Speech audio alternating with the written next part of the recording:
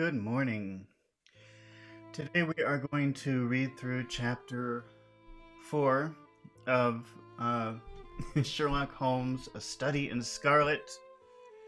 And we're doing this live, so if you're watching this with us and you're learning English, this is a wonderful way to improve your understanding and vocabulary. And we're not just going to read through it.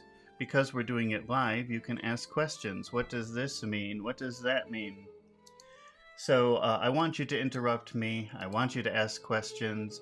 That's the whole point of this video. And we've been having some technical difficulties, but hopefully this morning that won't be a problem. We'll see. But when we finish the chapter, we've been inviting people in from Discord to practice. We practice some of the interesting vocabulary words that we've learned as we go on. And the focus is on pronunciation, intonation, and accentuation, which is very unique and a very important thing if you want to improve your accent. So, if you want to take your English to the next level, you can wait until the end of the chapter and you can practice along with us. It's wonderful. And if you want to be a volunteer, you can join the Discord server. Normally there's a link. There isn't right now. I'll put the link in the description very soon. All right, well, let's get started with chapter 4 of A Study in Scarlet by Sherlock Holmes. And I'm just seeing who I've got over here on Discord. We've got Mohammed and Pachu this morning. Good morning, Pachu. Good morning, Mohammed. Those are our volunteers for the morning. Hopefully it works. I haven't tried it out. Let's see.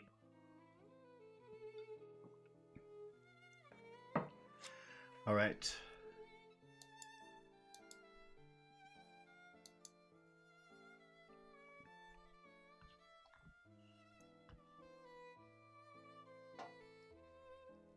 Chapter 4, What John Rance Had to Tell.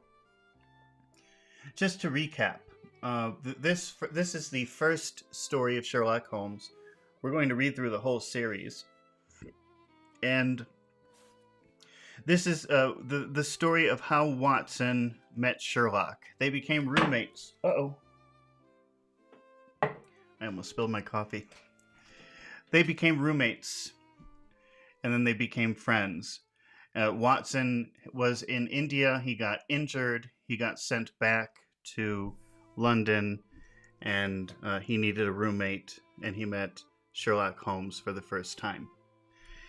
And so while in their first weeks living together, Watson and Sherlock went to go and investigate some kind of murder together. And so that's what they're talking about now. They found a dead body in the dining room of an abandoned house. It's an American, and nobody knows who he is or what happened to him, except Sherlock has some ideas. It was 1 o'clock when we left number 3, Lauriston Gardens. Sherlock Holmes led me to the nearest telegraph office, whence he dispatched a long telegram. And then he hailed a cab. So remember, we've seen hail. Hail means like celebrate. Yay, celebrate something. But hail a cab means, hey, come over here, taxi. That's what you say when you're in the street and you wave for a taxi. You hail a cab. He then hailed a cab and ordered the driver to take us to the address given us by Lestrade. "There's nothing like this first-hand evidence," he remarked. "As a matter of fact, my mind is entirely made upon the case. But still, we may as well learn all that is to be learned." "You amaze me, Holmes," I said. "Surely you're not as sure as you pretend to be of all these particulars you gave." I don't remember what he said. What kind of details did he give? Does anybody remember? I didn't think he did. Oh, yes, he did. He gave a lot of details. He said where the carriage arrived, who was there, what kind of carriage, what kind of horse. He said a lot of things about evidence that nobody noticed. And also, on the wall was mysteriously written in blood, Racha. And the detectives thought that somebody was trying to write the name Rachel. But Holmes observed that it's just the German word for, I think it was revenge? Let's see. What is Rache in English? I think it's revenge from German.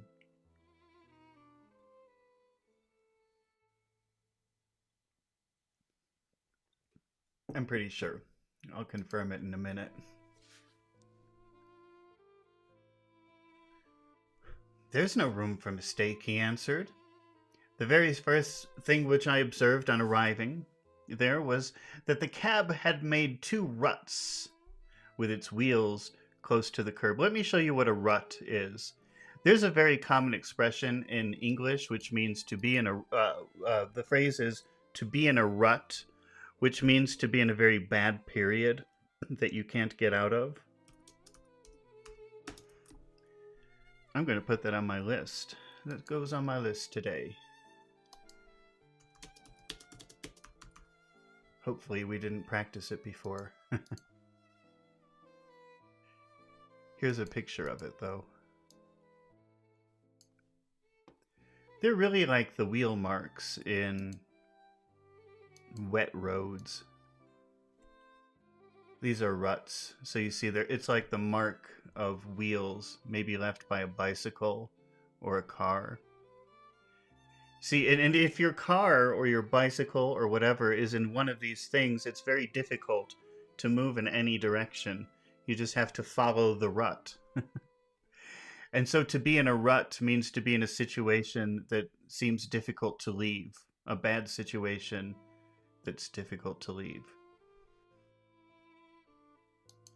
Here they're just literally talking about a rut. A track left by the carriage.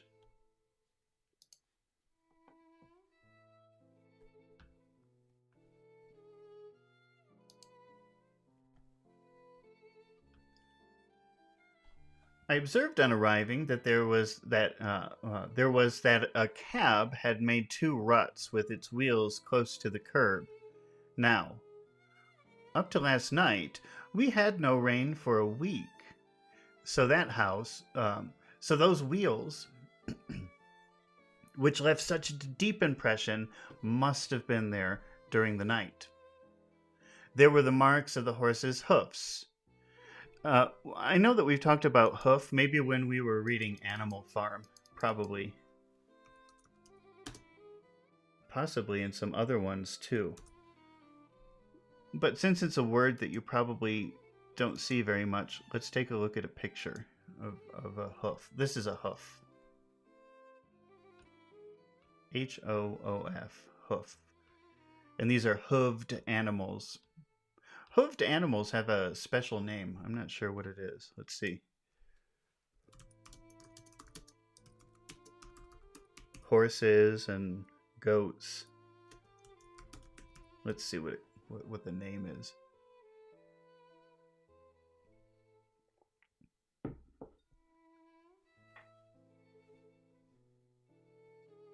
Okay, well, it's not a very memorable name. It's ungulates. I don't think you should try to remember that, but it's ungulates.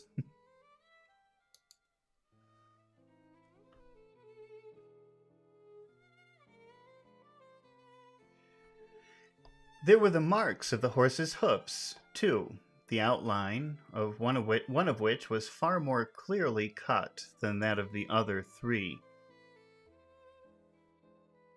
showing that that was a new shoe. You know, every time I switch authors, it's really difficult to start reading it because I have to get used to the way they phrase things. It seems like each author has a different way of making sentences, and it's something that you have to get used to. I remember being uncomfortable starting each book thinking, this is written very strangely. But I think each person has a different style that you just have to adjust to.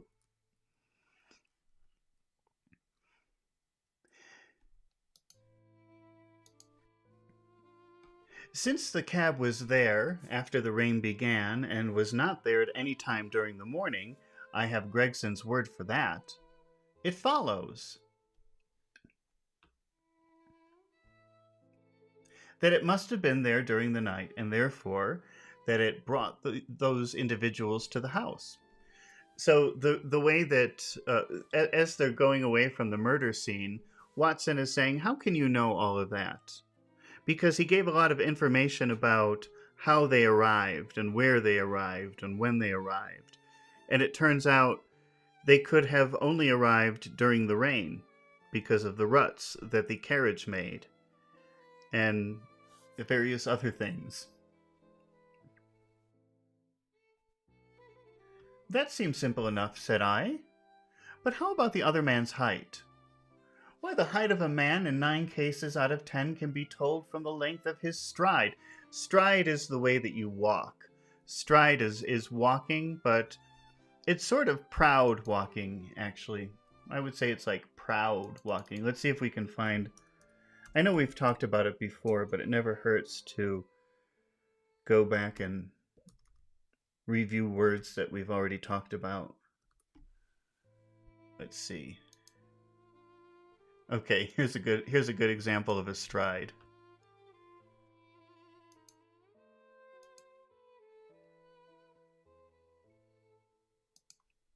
See this guy? It's sort of a proud walk. That's a stride.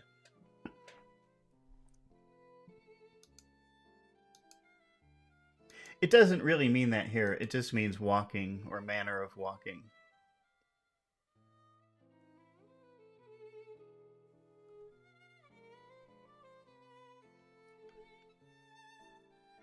It's a simple calculation enough. Though there is no use my boring you with figures. So he's saying, oh, that's so easy to tell what the height of a person is from their stride. So if you, I think what he's saying is if you measure the distance between one step and another step, then you can tell how tall a person is.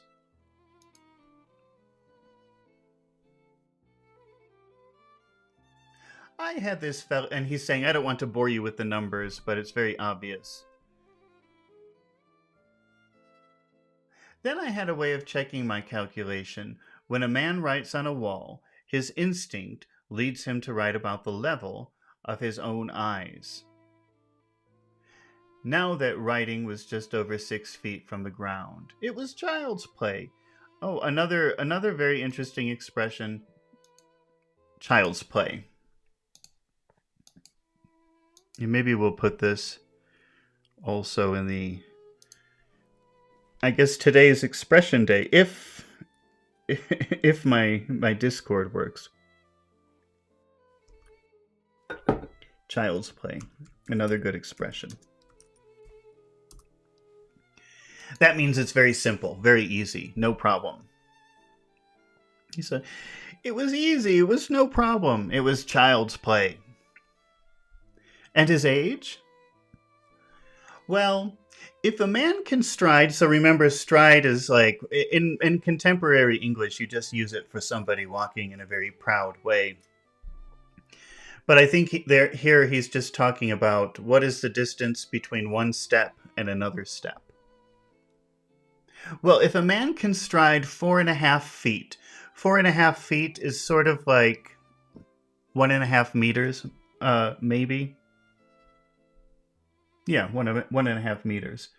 Alex is here. Good morning, Alex.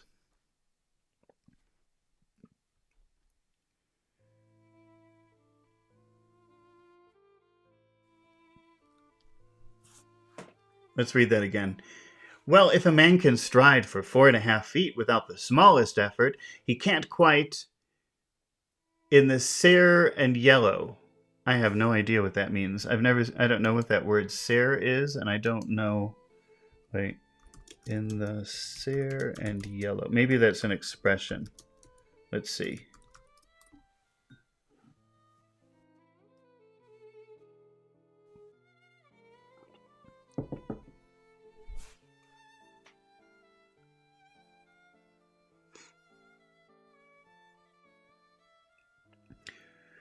Mohammed says, is the chat not appearing to you on YouTube? No, it's appearing to me. I said good morning to you. I haven't seen you in a long time, Mohammed. I was surprised to see you this morning.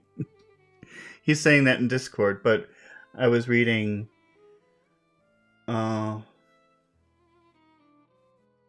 Mohammed says academic style doesn't have this problem. Which problem, Mohammed, are you addressing? That I don't see.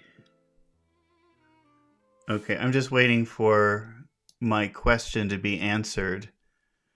What does in the sear and yellow mean? But it's taking a long time.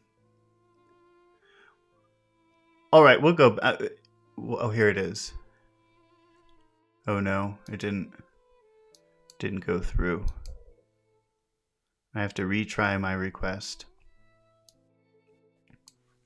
Well, it's not. If it is an expression, it's not an important one. So we'll keep going, and when the answer comes up, oh, here it is. In the sear and yellow is a poetic expression meaning in old age or the final stage of life. Then it gives an example from Shakespeare. Okay, so it's an expression, but it's not one that I think that we use in contemporary English. Oh, Muhammad says, I typed that when you said every author has his style. Yeah, but I think even academic authors can have their own style. That I don't know for sure, but that wouldn't surprise me.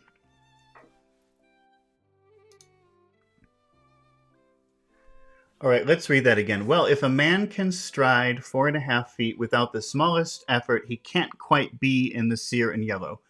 So Sherlock Holmes is saying if a man, when he walks and the step is like 1.5 meters, he can't be a very old man. An old man would take little steps. So he must be at least middle-aged.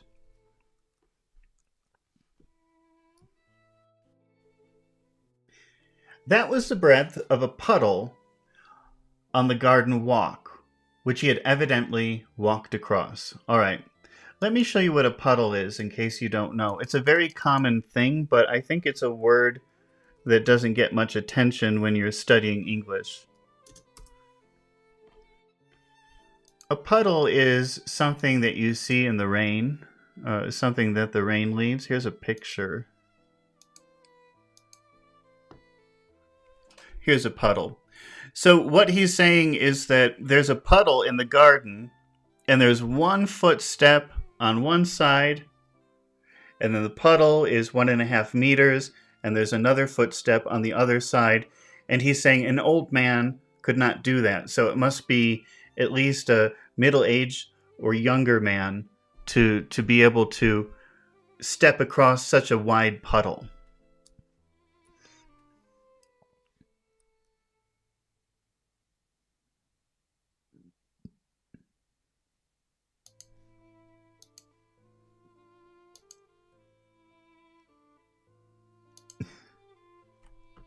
All right.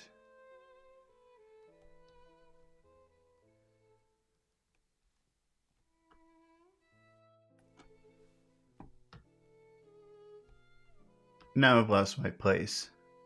Every time I check a picture of something, the text resets, and then I have to zoom in again and find out where I was. I think it was up here somewhere.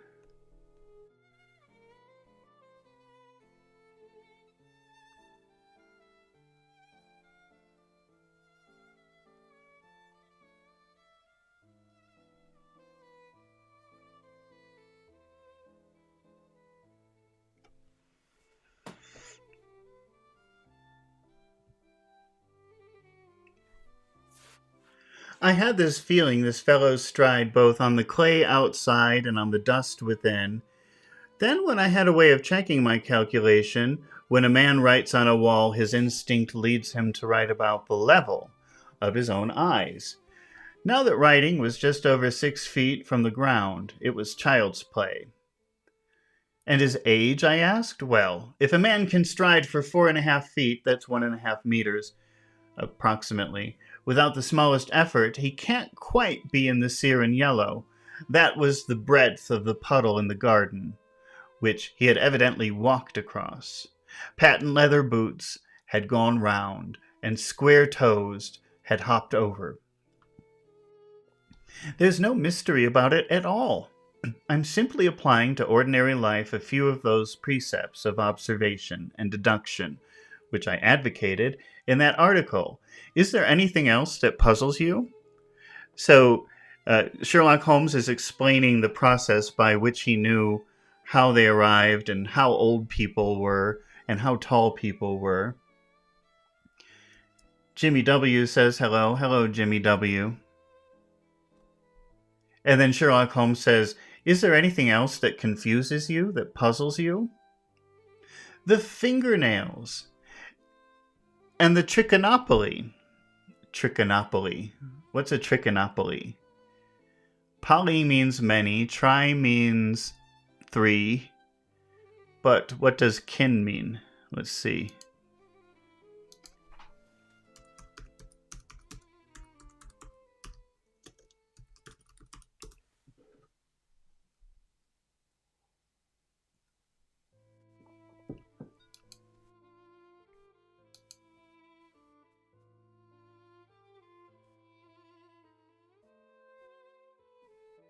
Trichinopoly is the former name. Well, it could be many things. It's the name of a city, or it's the colonial name of a city in India, and now the name is Tiruchirappalli in Tamil Nadu. But I think what they're talking about is a cigar. I think that they mentioned a cigar. So it was a type of Indian cigar, popular in the 19th century. So the man was smoking a cigar, and it was a trichinopoly, which is, or used to be, a famous cigar made in India in the 19th century. Ciel Sta says namaste. Namaste.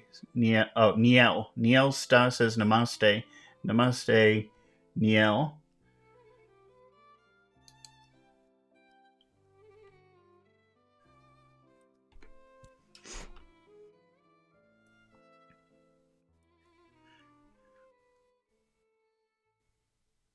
The writing on the wall was done with a man's forefinger. Yeah, okay. The writing on the wall was done with a man's forefinger. This is your forefinger, like your index finger, dipped in blood. My glass allowed me to observe that the plaster was slightly scratched in doing it, which would not have been the case if the man's nail had been trimmed. I gathered up some scattered ash from the floor. It was dark in color and flaky. Let me show you what flaky means. That's a good word. Flake is used to describe anything that's like paper thin. So little pieces that are paper thin are flakes. You have snowflakes. Those are the individual things that fall to the ground. Those are flakes. Anything that's... So if something is flaky, it has that quality of many little pieces of paper thin things. So for example, you can have this. This is flaky bread. You know, usually bread has little bubbles, little round bubbles, but when the bread is arranged in little paper thin sheets, that's flaky. Let's see if we can find something else that's flaky here. Maybe a better picture.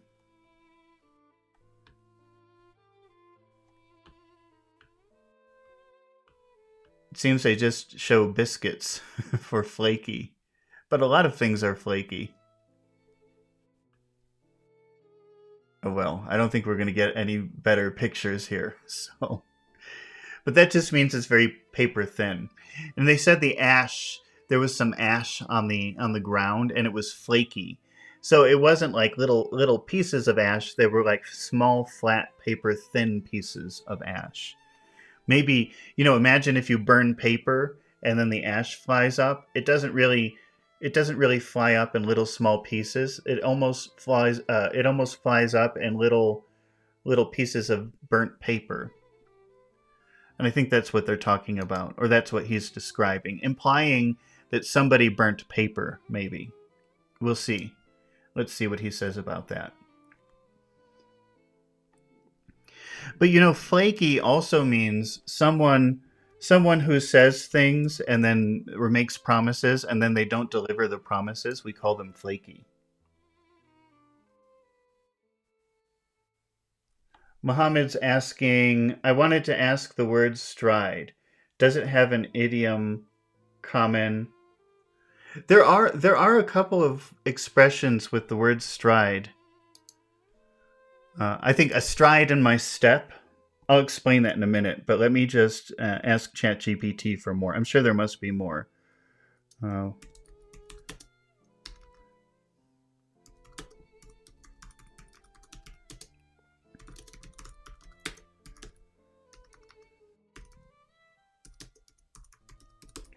Let's see. Let's see what kind of list we get.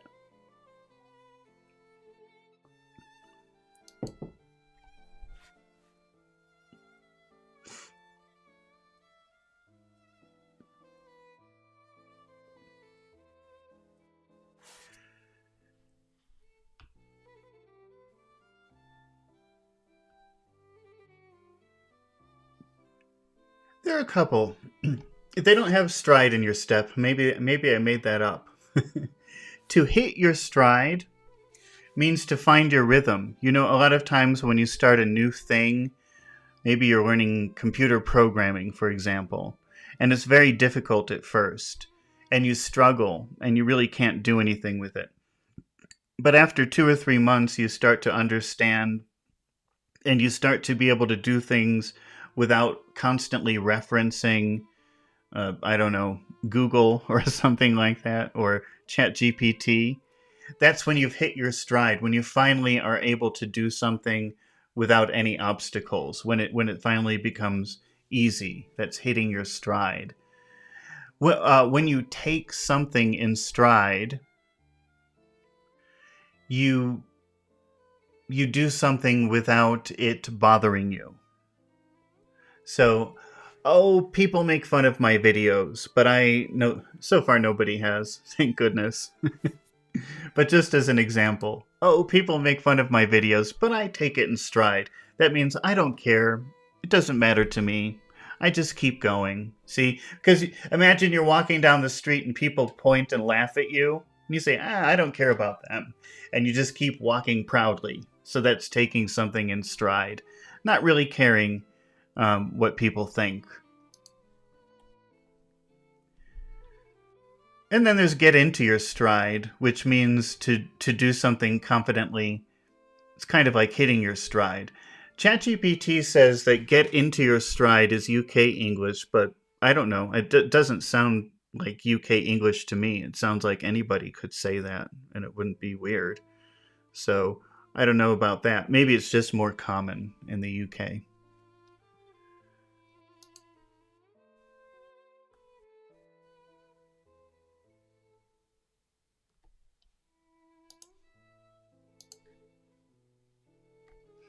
Does the background music bother people? Somebody complained about that yesterday. I turned it down, but I think it's nice to have something in the background just to keep the flow. But if enough people tell me to turn it off, I guess I will. Nobody else has complained about it ever.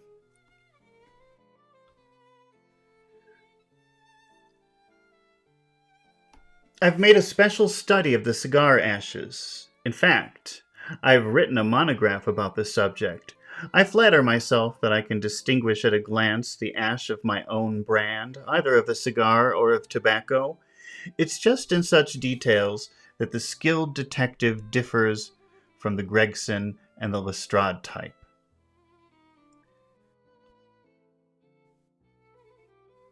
Roberto Carlos da Silva says, hello. Hello, Roberto. Thank you for joining us. Don't forget to ask questions when you have questions. And the florid face, I asked. Let's look up florid. Florid I would guess that florid has to do with plants or something green because of the word flora, which is a Latin word that means plants or flowers. But let's see. Let's see if I'm right. That's what you do sometimes if you don't know a word. You just guess from putting together things that you know about other words. Overly fancy, flowery, elaborate. So that word florid, which is not a common word in contemporary English, so I wouldn't focus on trying to use that word in sentences. But if you want a $5 vocabulary, I guess it's okay. Muhammad says our team is striding towards success. Maybe, Muhammad, you're confusing the word strive, Strive, which means try really hard, with stride, which means walking proudly. I guess you could say our team is striding towards success, which means nothing is stopping you. You're all very happy. Come on, we're going towards success. It would make sense, but I think maybe you saw the term strive for, or maybe that's a modal, to strive for something, or at least a phrasal verb. But yeah, it's a phrasal verb. But strive for means trying really hard, and stride towards, is that what you said? Stride towards means walking proudly, like, yeah, we're doing it, nothing's stopping us. So very different things. Strive for is trying really hard and maybe not succeeding, and stride towards means walking proudly towards,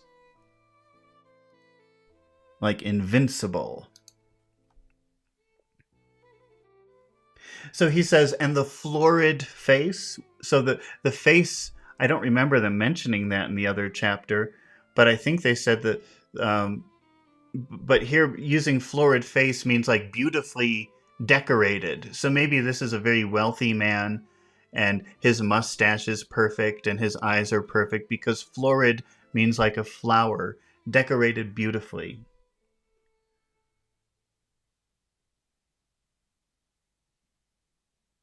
Muhammad's finding all the stride expressions. He's got put something off their stride to cause someone to lose focus. I don't know if I've heard that term. I don't know if I've ever used it. Not so common, I guess, at least not for me. Ah, that was a more daring shot, though. I have no doubt that I was right. You must not ask me at the present state of the affair. Wait a minute. That doesn't make sense. Okay, so in the last paragraph, he was talking about the ashes of the cigar. From the ashes of the cigar, he knew the brand, which was Trichinopoly. And let's see, he says, it's just in such details that the skilled detective differs from the Gregson and Lestrade type. So Sherlock Holmes in that sentence is differentiating himself from the professional detectives of Scotland Yard, Lestrade, and Gregson. And he's saying, my observation of little details and knowing how to interpret those little details is what makes me special and different and better than Lestrade and Gregson. And then Watson says, and the florid face, the decorated face, the beautiful face. Ah, that was a more daring shot, though I have no doubt I was right. You must not ask me at the present state of the affair. So he's saying, I don't remember what comment he made about the florid face, but he's saying, don't ask me about it right now. I can't tell you about that right now. He's refusing to talk about it. I passed my hand over my brow. This is your brow right here, where your eyebrows are. So he did something like this. My head is in a whirl. A whirl is this movement. a very fast circular movement. So if he says my head is in a whirl, that means that I'm so confused, I'm very overwhelmed by things. I passed my hand over my brow. My head is in a whirl. That means, oh, I'm so confused. I don't understand. It's so overwhelming, I remarked. The more one thinks of it, the more mysterious it grows. How came these two men, if there were two men, into an empty house? What has become of the cabmen who drove them? How could one man compel another to take poison? Where did the blood come from? So the man died of poison, but there was blood in the room. So why was there blood in the room? And why did that man take poison? What was the object of the murderer, since robbery had no part in it? How came the woman's ring there? Above all, why should the second man write up the German word Rache before decamping? I confess, I cannot see any possible way of reconciling all these facts.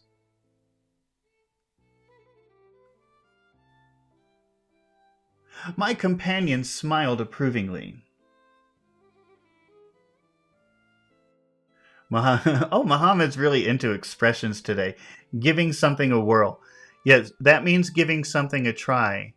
Because imagine when you try something for the first time, it could be pretty chaotic. You know, you don't know what you're doing. Imagine sitting on a motorcycle for the first time and just hitting the gas. It would be chaos. You'd be going all over the place. Giving it a try, giving it a whirl. That is a pretty common expression.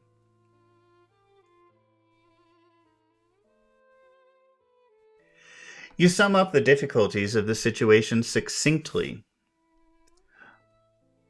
I'm going to put succinct on the list, but something in my mind is telling me that we've done it before. I don't know. Alex will tell me, hopefully. But I'll put it here anyway. It's a good word. Succinct. Succinct means very direct, very clear, very simple. It's the opposite of beating around the bush, if you know that expression, which means being very indirect. You sum up the difficulties of the situation succinctly. So you say the details of the situation very clearly and very directly. He said, "There's much that is still obscure." Obscure means dark in Latin, but in English it usually means hidden or secret or not obvious. I've quite made up my mind on the main facts. As to poor Lestrade's discovery, it was simply a blind intended to put the police upon the wrong track. So Lestrade was very proud when he saw the word Rache written on the wall. Look what I found. Not that it would take much skill to notice that somebody had written a word in blood on the wall.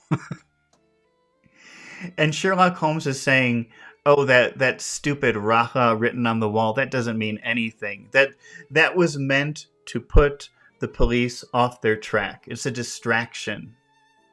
So the police will be concentrating on, what does it mean? Oh no, it's in blood. It's very scary.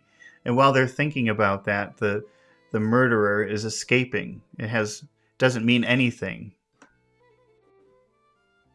Alex says yes. Yes, we did it. Okay, maybe I'll pick another word then. We don't want to do too many repeats.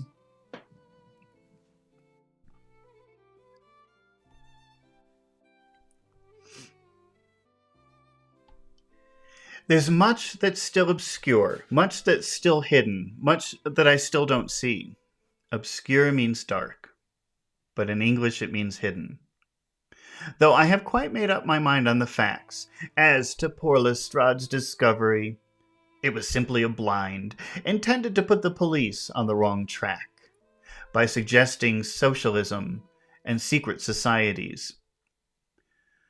Okay, well, I'm not sure why the word racha, written in blood, suggests socialism or secret societies, but maybe that made sense 130 years ago. It was not done by a German. The A, if you noticed, was printed somewhat after German fashion. Now, a real German invariably prints in the Latin character, so that we may safely say that this was not written by one, but by a clumsy imitator who overdid his part.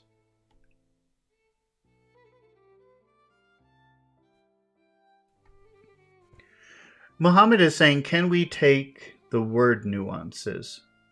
I'm not sure what you mean by that, Muhammad. Can you rephrase the question a little bit?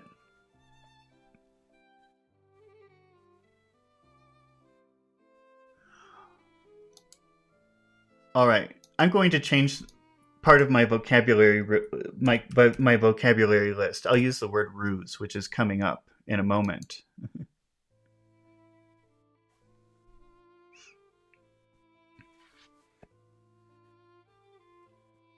So what he's saying is, first of all,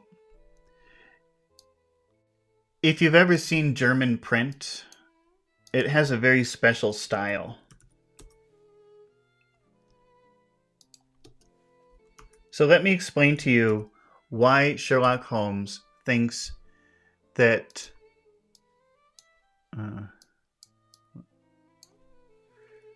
that word racha doesn't mean anything.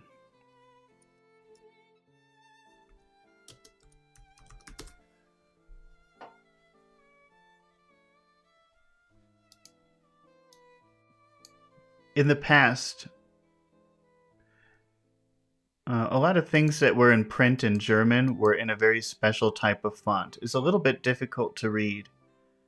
And I think this is what he's talking about. Maybe I'm wrong, but I'll just show you what I think.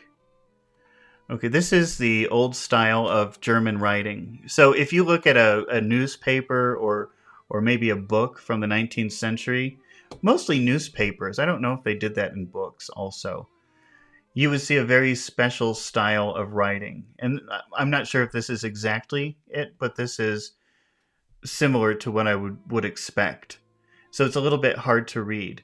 And Sherlock Holmes is saying the person who wrote the word racha on the wall tried to imitate this style. And he's saying a real German would never do that. They would use the Latin script. So Latin script is what you're all familiar with, really. If you're studying English, it's just the typical way that we write now, like this. This is Latin script. Not script, this is print, but you get the idea. They look very different. So he's saying the person didn't understand, the person was trying to look German, so they tried to write in these very special letters. But a normal German would never do that when writing. A normal German would use the writing that you see on the screen. They wouldn't try to imitate the print of a newspaper. So he's saying the person was stupid. They were trying to look German and they weren't.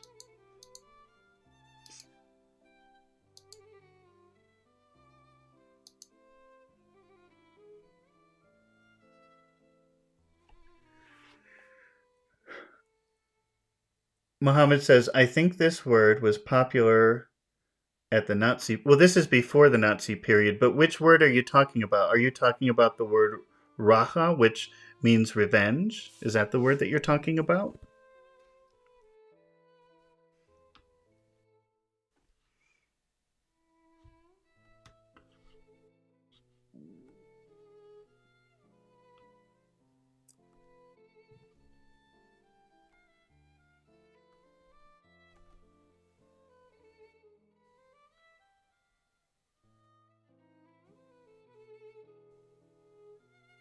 Now, a real German invariably prints in the Latin character, so that we may safely say that this was not written by one, but by a clumsy imitator who overdid his part. So he's saying when you overdo something, you're trying too hard to do something. And Sherlock Holmes is saying this guy overdid it by trying to write in the German style.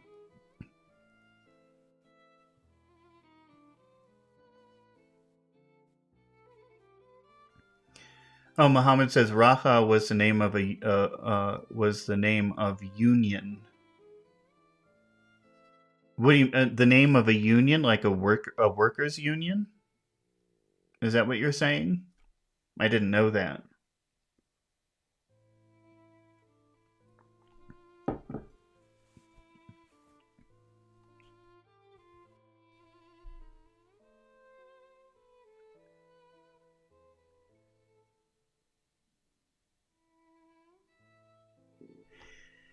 It was simply a ruse to divert inquiry into the wrong channel. So a ruse is when you create a distraction. You know, if you imagine you're a thief and you stride into a store, okay, and the owner of the store is watching you. And you say, "Look over there." So the owner looks over there and then you steal something. That's a ruse. Saying, "Look over there," is like a distraction. And while the person is looking over there, you can take things. That's a ruse. Here, Sherlock Holmes is saying the word "racha" is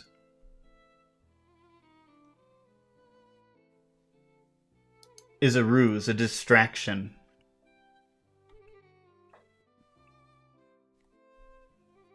I'm not going to tell you much more of the case, Doctor. You know, a conjurer gets no credit once he's explained his trick. And if I show you too much of my method of working, you'll come to the conclusion that I'm a very ordinary individual after all. Okay, a conjurer is a magician. And just in case you're not sure what we're talking about when we say magician, I'll just show you a picture.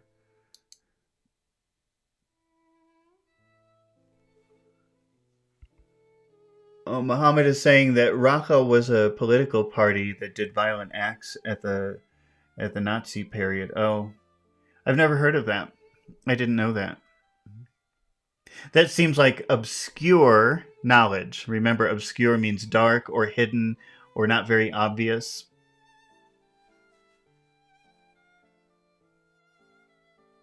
So a conjurer is a magician, and he's saying this is a conjurer. He's saying a magician, a conjurer, once he explains how he does his magic trick, everybody says, "Oh, that's very simple." Actually, it's not very hard at all. And they're not impressed anymore. And Sherlock Holmes says, "I'm not giving you any more details." You know, when a magician tells you how he does a trick, nobody likes him anymore. Nobody thinks he's interesting anymore. I'm going to stop. These are my little secrets.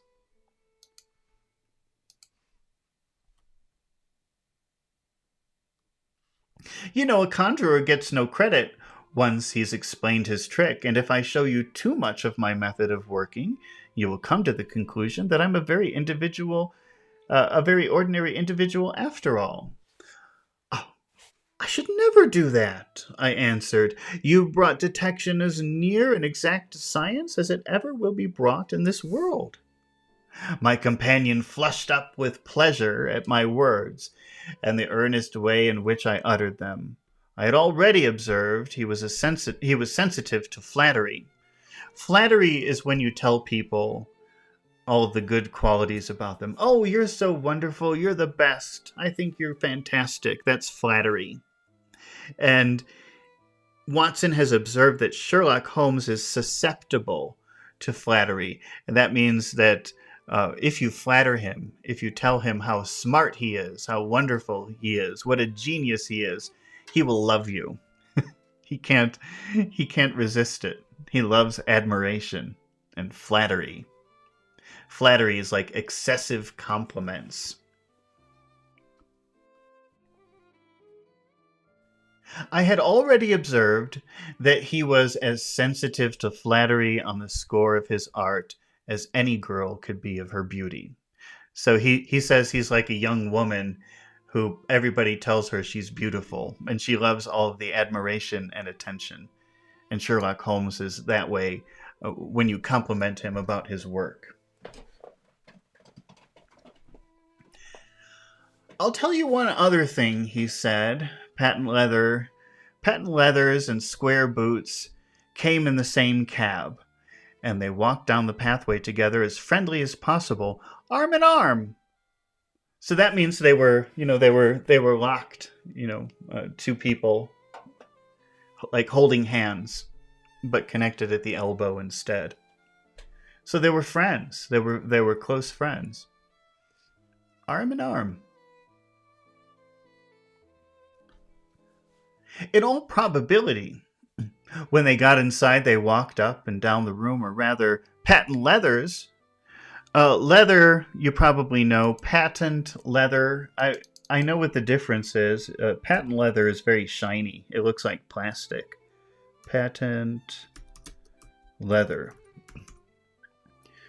So because Sherlock Holmes doesn't know who this man is, he just knows that he was wearing patent leather shoes. He's calling him patent leather. And the other man was wearing boots that were square in shape, so he's calling him square boots. This is patent leather. You see how shiny it is? It looks like plastic.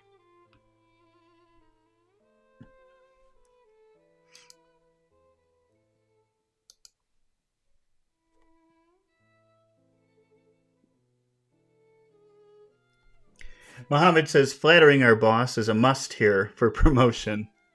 Where in your particular job, or is that just like the culture of Egypt, where it's very important to always be extra enthusiastic about your boss? Which one?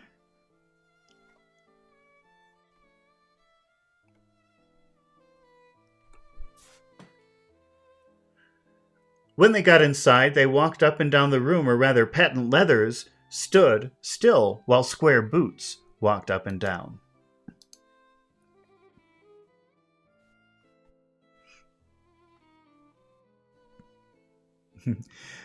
Muhammad says it's the culture. Okay, so if I ever work in Egypt, I have to be extra nice to my boss. Is that what you're telling me?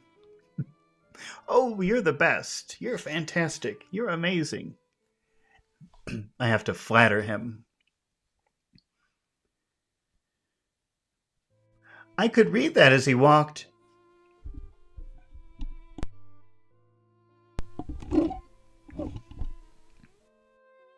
I could read that as he walked, he grew more and more excited. That is shown by the increased length of his strides. So he's saying as he walked, he walked normal. He walked normal. But then as the conversation continued, his strides, remember that's the way that you walk, his strides became bigger, which would suggest that he was getting excited or annoyed, or somehow his thinking or feelings changed during the conversation.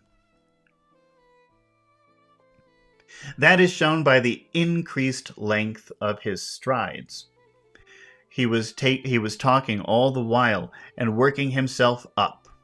To get worked up means to get excited. That's a phrasal verb. To get worked up means to get angry, excited. Doesn't mean angry, though. It could be excited in good ways, too. He was talking all the while and working himself up, so he was working himself up. He was making himself more and more excited as he talked. No doubt into a fury. A fury is a very strong anger. Then the tragedy occurred. I told you all I know myself now. For the rest is mere surmise and conjecture. Surmise and conjecture. Those are fancy words for guessing. We have a good working basis, however, on which to start. We must hurry up, for I want to go to Hall's concert to hear Norman Neruda this afternoon. This conversation had occurred while our cab had been threading its way through the long succession of dingy means like dark, and maybe a little dirty. Let's define dingy, though.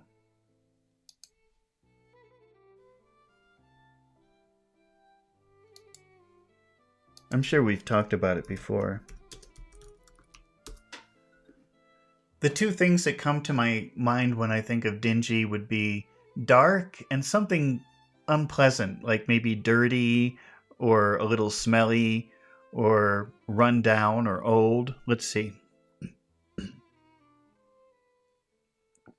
Dirty, faded, poorly lit, shabby, gloomy. You see, it's all the things I just said. So it could mean dirty, like people haven't cleaned it in a long time, or it could mean dark, or it could mean a combination of both. It's a negative word. It's an uncomfortable, dark place. Let's say that. That's what dingy is. Uncomfortable and dark. And dreary. Dreary also sort of means dark, but it also has the idea of depressing, sad. Let's read the sentence again. This conversation had occurred while our cab had been threading its way through a long succession of dingy streets, dark streets, and dreary byways. The byways maybe would be like little side roads, little alleys that were sad looking.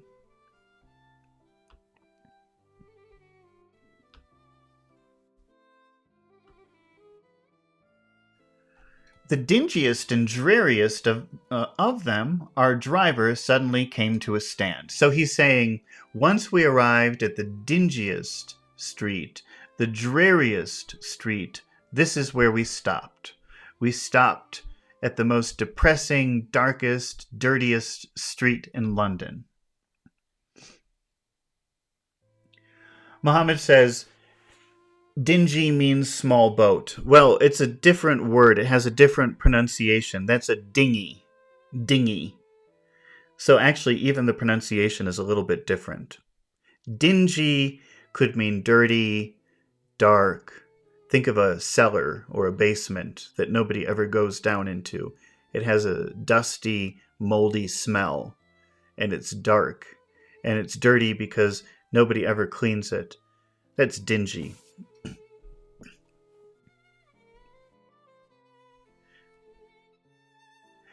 That's Audley Court in there, he said, pointing to a narrow slit in the line of dead-colored brick. You'll find me here when you come back. So the cab driver is saying, there it is, that's where you want to go. I'll wait here for you. Audley Court was not an attractive locality. The narrow passage led us into a quadrangle. Why can I not say that word today? Quadrangle. I just won't pronounce the N. Maybe that's how I say it. Quadrangle. That's like a square. Like a square. You know, you have quad, which means four. And drungle, I don't know what that could mean. But it's like a little square, or like a courtyard. Like a courtyard. Actually, I'm going to just write that word. Quadrangle. I can't say it, though. Thank goodness I never need to use it. I would just say courtyard.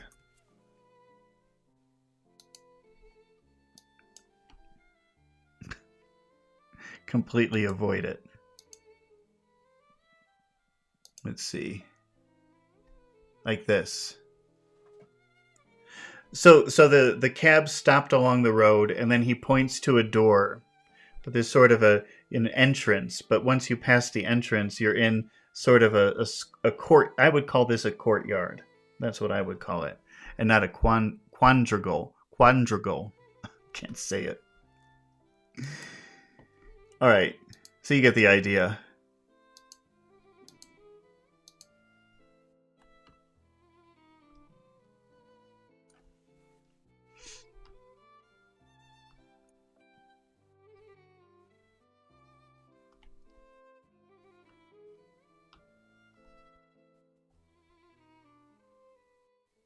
Paved with flags. Those are like stones, flat stones.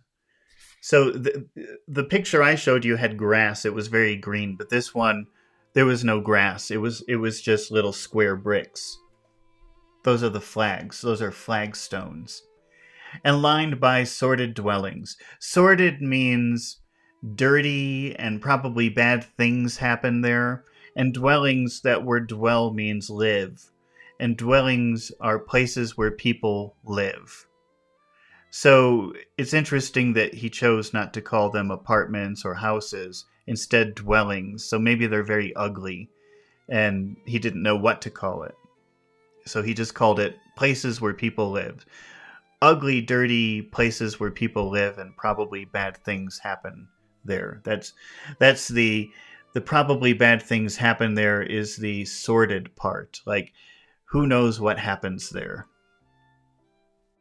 We picked our way among groups of dirty children and through lines of discolored linen until we came to number 46, the door of which was decorated with a small slip of brass on which the name Rance was engraved. On inquiry, we found that the constable was in bed. Oh, so they were going to visit the constable who first found the house. The chapter 3 starts with a constable, that's a police officer, sort of, walking down the street, and then he sees this is his beat. It's his normal route. He's very familiar with that neighborhood and everybody who lives there. So he's walking down the sidewalk, and he sees that there's a light on in the house. But he knows that nobody lives in that house, and he's thinking, oh, there's a light on. Somebody's in that house, and nobody should be there. Not a light, a candle. There's a candle in the window. So he walks into the house to see who's there. Why is there somebody in that house? And then he discovers the dead body. And so after Sherlock Holmes goes and examines the crime scene, he says, okay, we have to go talk to the officer who found the dead body. So that's what they're doing right now. And so the police officer lives in a very bad area. And they knock on his door to talk to him. On inquiry, we found that the constable was in bed, and we were shown into a little front parlor to await his coming.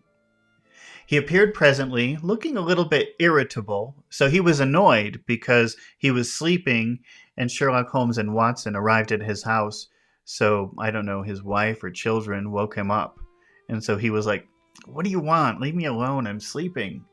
He was irritable at being disturbed in his slumbers. Slumber is another word for sleep.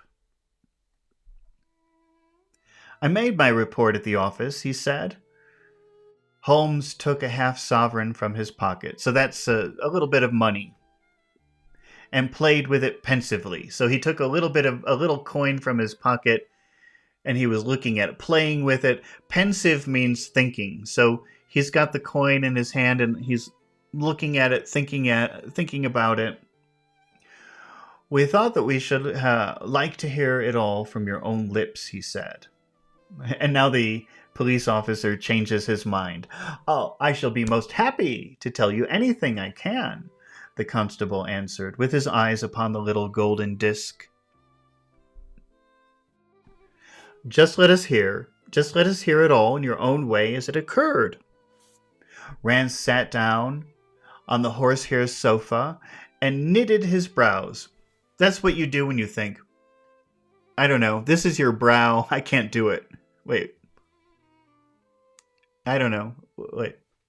Is my, when your eyebrows come to...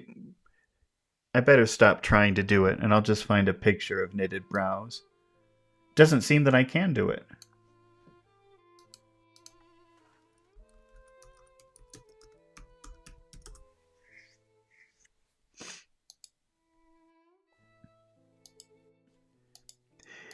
It's a face that you make maybe when you're thinking. When I Google knitted brows, I get several different things. Not exactly what I was picturing, but it's sort of the movement of your brows, maybe when you're thinking or when your eyebrows come together, really. But I don't see any pictures like that here. Oh well.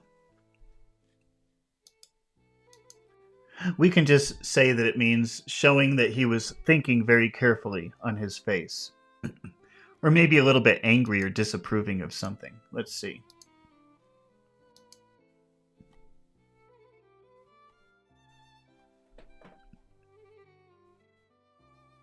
Rand sat down on the horsehair sofa and knitted his brows as though determined not to omit anything in his narrative. Okay, so he was very determined to give all the details because he wanted that money. "I'll tell it to ye from the beginning," he said. "My time is from 10 at night to 6 in the morning. At 11 there was a fight at the White Hart. But bar that..." Okay, this is an expression. Barring that or bar that means excluding that or aside from that. And people still use it in contemporary English. I don't think that I would use it, but you might hear it sometimes from people. And it just means aside from that, besides that, apart from that, barring that, all was quiet enough on the beat. So remember, the beat is the route, the specific route of a police officer. Police officers just don't walk from place to place, or in the past they didn't. They had a special route that they had to follow every day, and that is their beat. And that's still used now, except now they drive. It's better when they walk. They can see more and be more involved.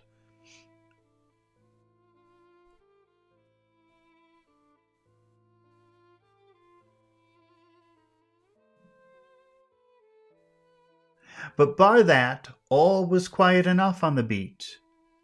At 1 o'clock it began to rain, and I met Harry Mercer, him who has the Holland Grove beat. So he met a fellow police officer, Harry Mercer. So Harry Mercer was on his beat, and the other police officer was on their beat, and they met while they were doing their special walk or their special police route. And we stood together at the corner of Henrietta Street a-talkin'. Presently, maybe about 2 or a little after, I thought I would take a look round and see that all was right down the Brixton Road. That all was right down the Brixton Road. It was precious dirty and lonely. Not a soul did I meet all the way down, though a cab or two went past me. I was strolling down. Strolling is very relaxed, casual walking. So maybe at night, if you're bored and the weather is nice, you'll go outside just for a walk, just to get some air, just to enjoy a nice night. That's a stroll. It's like a little walk for no purpose, just for enjoyment. So I was strolling down the road. I was walking down the road with no purpose, not thinking about anything. Thinking between ourselves how uncommon handy a 4 of gin hot would be. So he's walking with a fellow police officer, and they're thinking about how nice it would be to drink some gin, to drink some alcohol. When suddenly, the glint of light caught my eye. Muhammad says wandering. What's the difference between strolling and wandering? We wandered through the city. We strolled through the city. I think when you say wander, there's an idea of mystery. Like if you're wandering through the city, maybe it's a new city, like you're a tourist and you're exploring. Yeah, maybe wandering could sometimes have the idea of explorer. Like it's all new and I don't know where I'm going. Whereas stroll is really more about just taking a relaxing walk, doing nothing. So strolling is, I think, more common, and wandering is something that you would use in a new place when you don't know, you have no destination in mind because you don't know where you are or what you're doing. So wandering, I think, has this idea of walking without purpose, but not knowing what your purpose is. Whereas strolling, the purpose is to just to walk, just to have a nice walk, a nice relaxing walk.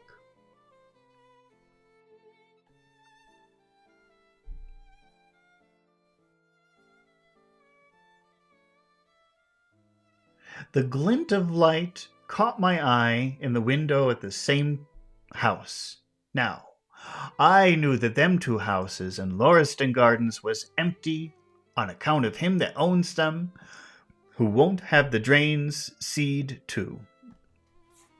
To see to something, he's speaking a very special kind of regional sort of English. So the way that he's talking might be difficult to understand. But he's saying, I know that those two houses are empty because the owner never fixes anything. To see to something means to supervise something, to make sure it's done because it should be done. So he doesn't see to the house. He doesn't, when something needs to be fixed, he doesn't fix it. It just falls apart. Gardens was empty on account of him that owns them, who won't have the drains seed to. Though the very last tenant was lived in, one of them died a typhoid fever. I was knocked all in a heap therefore at seeing a light in the window, and I suspected as something was wrong when I got to the door.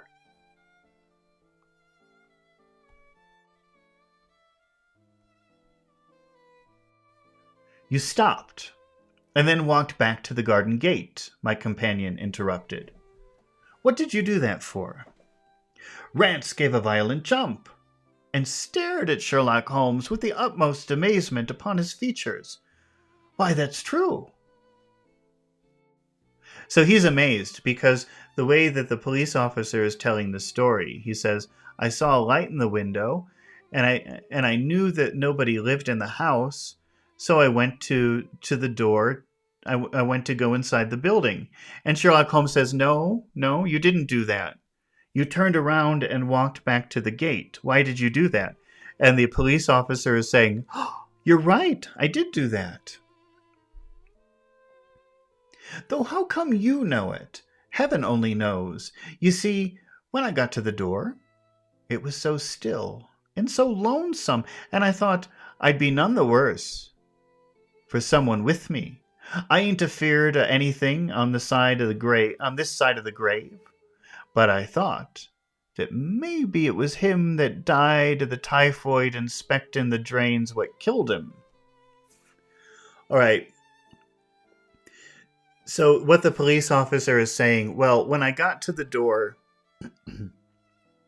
I thought, maybe it's better if I get someone else to come with me. So he turned around and went to the gate. The thought gave me a kind of turn, and I walked back to the gate to see if I could see Murcher's lantern. But there wasn't no sign of him or anyone else. So he was hoping if he went to the gate and looked for his co-worker, his colleague, maybe he could come with the lantern. That's like a flashlight, a Victorian flashlight. Not a living soul, sir, nor as much as a dog. Then I pulled myself together and went back and pushed the door open. All was quiet inside, so I went into the room where the light was a-burning. There was a candle flickering. If you have a candle, you have that little flame, and if there's no air, it stays pretty still. But if there's wind, the flame will move. And that's a flickering flame. That's flicker. Little flashes of light. On the mantelpiece, a red wax one. And by its light I saw... Yes, I know all that you saw. You walked round the room several times. You knelt down by the body, and then you walked through and tried the kitchen door, and then John Rance sprang up to his feet with a frightened face and suspicion in his eyes. "Where was you hid to see all that?" he cried. So the police officer is saying, "Where were you hiding? How did you see me?" "It seems to me that you knows a deal more than you should." So the police officer is saying, "You know more than you should know. Where were you hiding?" Holmes laughed and threw his card across the table to the constable. "Don't get arresting me for the murder," he said. "I'm one of the hounds, not the wolf. Mr. Gregson or Mr. Lestrade will answer for that. Go on, though. What did you do next?" Rance resumed his seat, without, however, losing his mystified expression. So mystified, mystery, confused. "How did you know that? I'm amazed by your skills." He was mystified. "I went back to the gate and sounded my whistle. That brought Murcher and 2 more to the spot." "Was the street empty then?" "Well, it was as far as anybody that could be of any good goes." "What do you mean?" The constable's features broadened. That means they became wider. A grin broadened into a grin. A grin is a smile. So his face became big. It broadened with a smile. Muhammad is saying mystical, meaning, well, you have mystery, which is something where you don't know the answer. Anything can be a mystery if nobody can answer it. Mystical, I would say that mystical is a combination of spiritual and magical. So if something is mystical, it's like a mystery, but it has a spiritual or magical component to it. So, let's see. What would be a place that is famous for magic? Well, I mean, you could, like, for example, India. You would describe India as a mystical place because it's full of mysterious activities that seem magical. I don't know if that makes sense. Or some people would say maybe Tibet is a mystical place. It combines unknown things with magic. That's how I would describe it. Are there any mystical places in Egypt? Like a city full of mystery and magic? I mean, I would say that I've never been to Egypt, but of course I would love to go and visit a place like Luxor. But I don't know. I guess since the culture that built that has changed over time, it doesn't have the spirit that, like, if you go to a place in India, it's still sort of alive with people doing things, like practicing what they've always practiced, and you kind of get a feel for it. So it still seems alive, and that's why I think I would call it mystical. But when you go to Luxor, it just seems like it's something in the past that isn't alive anymore. And maybe some people would get a mystical feeling from it, but I think there needs to be life to it.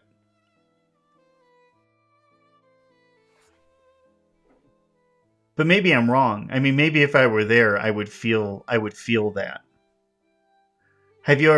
Mohammed, have you ever visited Luxor? Does it have a mystical feeling? Do you feel magic and mystery when you're there? It looks beautiful, but does it feel alive still? I don't know if you understand my question. It's kind of a complicated question. The constable's features broadened into a grin. "I've seen many a drunk chap in my life," he said, "but never anyone so cryin' drunk as that cove." He was at the gate when I came out, a-leaning up against the rails and singing as the pitch of his lungs about the Columbine's newfangled banner or some such stuff. He couldn't stand up, far less help. What sort of man was he? Asked Sherlock Holmes. John Rance appeared to be somewhat irritated at this digression. So to digress means to go off topic. And so when Sherlock Holmes said, was there anybody in the street when you were crying for help? He said, well, there was a drunk. And Sherlock Holmes became very interested in this drunk. And he wants more information about him. But the police officer is irritated that he's changing the subject. Like, why are you asking about him? Let's get back to the dead body. That's a digression. A digression is going off the topic.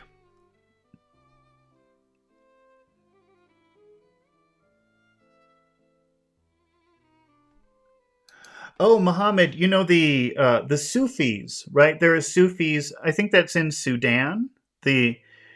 Those are considered mystical Muslims. I don't understand anything about it. I know they dance around in a circle and wear like a big robe.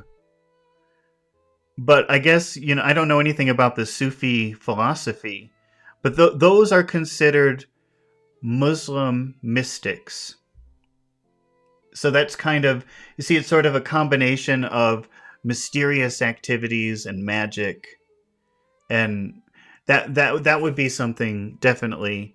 I've seen Sufis described as mystical, although I don't know what a Sufi is, except that they dance in circles. And then Inez Daoudi says, in Turkey. What about in Turkey, Inez?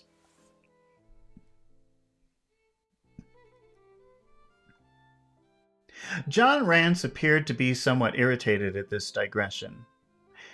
He was an uncommon drunk sort of man, he said. He'd have found himself in a station if we hadn't been so took up. So the police officer is saying, if we were not in the middle of of figuring out what happened with this dead body, I would have taken that man to jail because he was so drunk.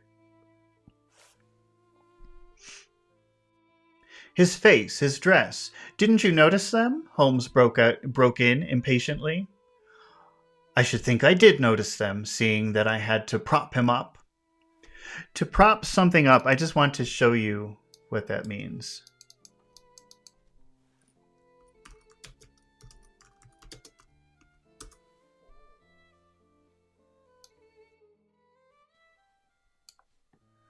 Muhammad says, they say time and space are an illusion. He's talking about Sufis. We see, I think every mystic does that.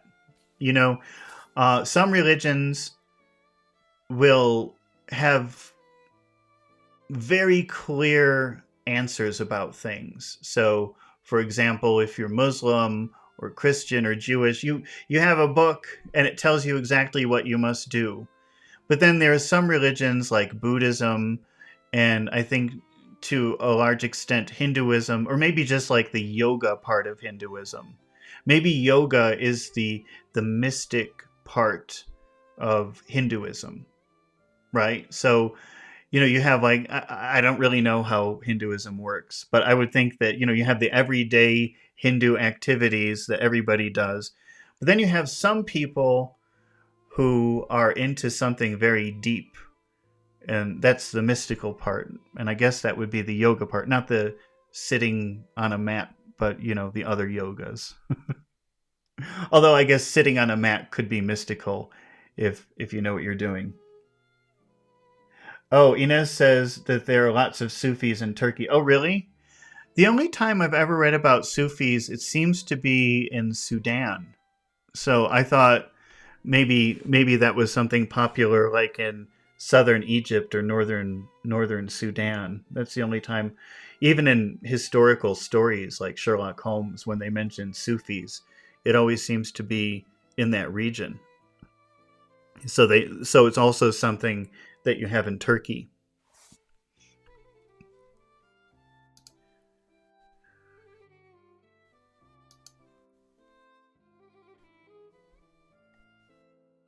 Oh, I wanted to show you a picture of propping something up.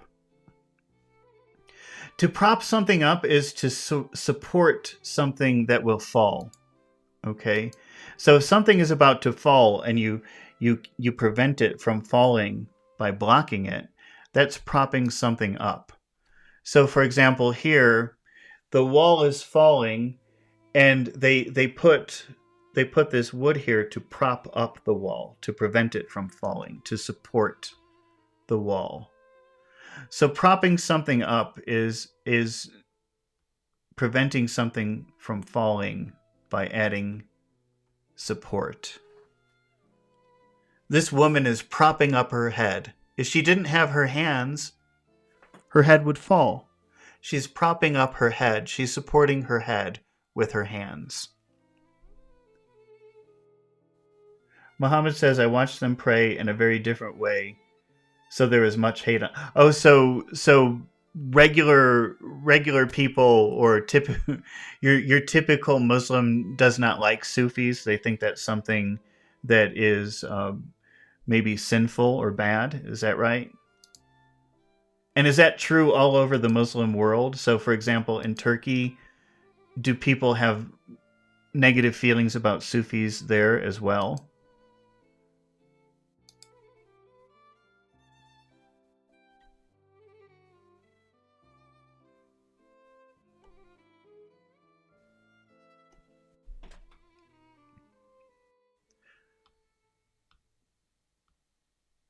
I should think. So Sherlock Holmes is asking about what kind of clothes. Did you notice his clothes? And the police officer says, I think I did notice them, seeing I had to prop him up. So he was so drunk he was falling, and the police officer prevented him from falling by propping him up, probably holding him and then pushing him against the wall.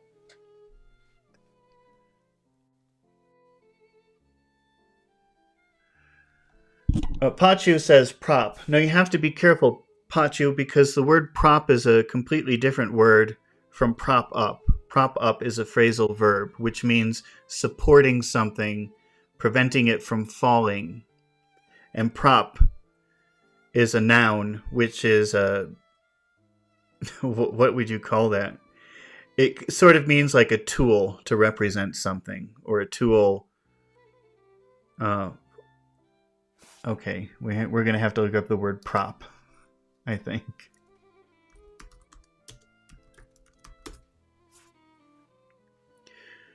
Pachu wrote prop up. It's two words, Pachu. Prop is one word and up is another word.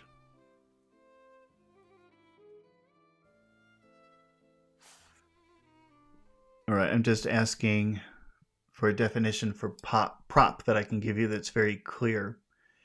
So in theater or film, a prop is something that they use, like a book or a telephone, anything, any object on the stage is a prop, something to use. Prop can mean to support something that provides support, a thing that you can use for support. A prop, let's say a prop is a thing, and when used in the context of prop up, it's a thing you can use for support.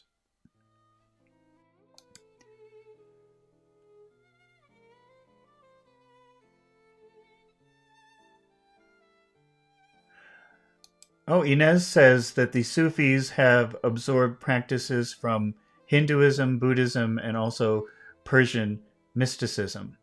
Oh, I didn't know that. So they borrow. Well, I think that probably traditional Islam does not like people borrowing from other religious traditions. I could see that as being a problem for a lot of Muslims.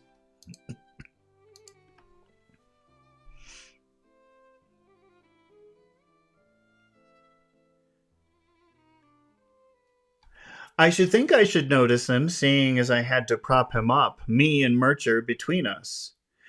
He was a long chap, so he was very tall, with a red face, the lower part muffled round. So he's saying muffled, like maybe covered, so they couldn't see the lower part of his face. That will do, cried Holmes. What became of him? So Holmes is saying, what happened to him? Where did he go? We'd enough to do without looking after him, the police officer said in an aggrieved voice. I'll wager, that means I'll bet, I would guess. I guess he found his way home all right. I'll bet he found his way home all right.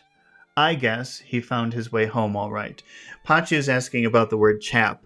Chap just means guy or fellow. It's very British. That's a very, very British thing to say, chap. Other people who say chap will think it's strange if you're not British. I mean, you can say it as a joke maybe, but that's a very British word. It just means guy, fellow, something like that. And I think it's a little bit old-fashioned. I don't know if people still use that word in the UK. Maybe they do. Someone in Iran was influenced by Buddhism, so he said, I am God in public. This was his last word, I'll bet. That wouldn't go over very well. Not a couple of thousand years ago, not now.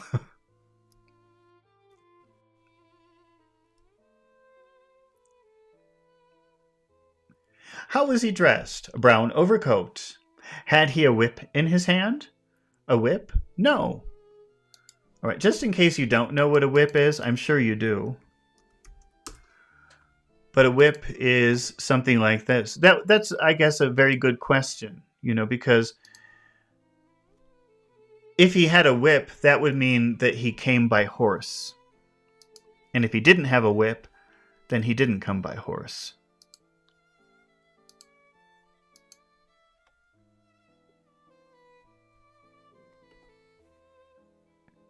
There's half a sovereign for you. Oh wait, I think I missed something. We're almost done with the chapter, and then we're going to try to do some exercises. Hopefully everything is connected properly this morning. We'll see. A whip? No. He must have left it behind, muttered my companion. He must have left it behind. So in Sherlock's mind, this man must have a whip. And since the police officer said there was no whip, Sherlock Holmes is thinking it must be somewhere around the house. To leave something behind, a lot of times it's used to talk about forgetting, like he must have forgotten his whip. He must have left it behind. There's half a sovereign. Oh, wait. He must have left it behind, muttered my companion. You didn't happen to see or hear the cab after that? No. There's half a sovereign for you. So he gives the police officer some money. My companion said, standing up and taking his hat. I'm afraid, Rance, that you will never rise in the force. Oh, that's horrible. So Sherlock Holmes is saying, oh, Rance, you'll always be just a police officer. You'll never get any higher, like detective or captain or something like that. That's very rude. Let's see. I'm afraid, Rance, that you'll never rise in the force. That head of yours should be for use as well as ornament. So an ornament is a decoration, and he's saying your head should be used for more than just a decoration. You're not a very smart person. You might have gained your sergeant's stripes last night. You might have gained your sergeant's stripes last night. So what Holmes is saying is, if you were smart, you would have understood that drunk man was somebody very important, and you let him go. But if you were smart, you would have kept him there, and you would have gotten a promotion or gotten admired by your captain or your sergeant. The man who led, the man who held you, the man who you held. The man who you held in your hands holds the clue to this mystery, and whom we are seeking. There's no use of arguing about it now. I'll tell you that it is so. Come along, Doctor. We started off for the cab together, leaving our informant incredulous. So we've already seen that word several times in this book. I think it's going to be one that they always use when they talk about Sherlock Holmes, because cred means like believe, And incred means don't believe. So people who are incredulous can't believe it, you know.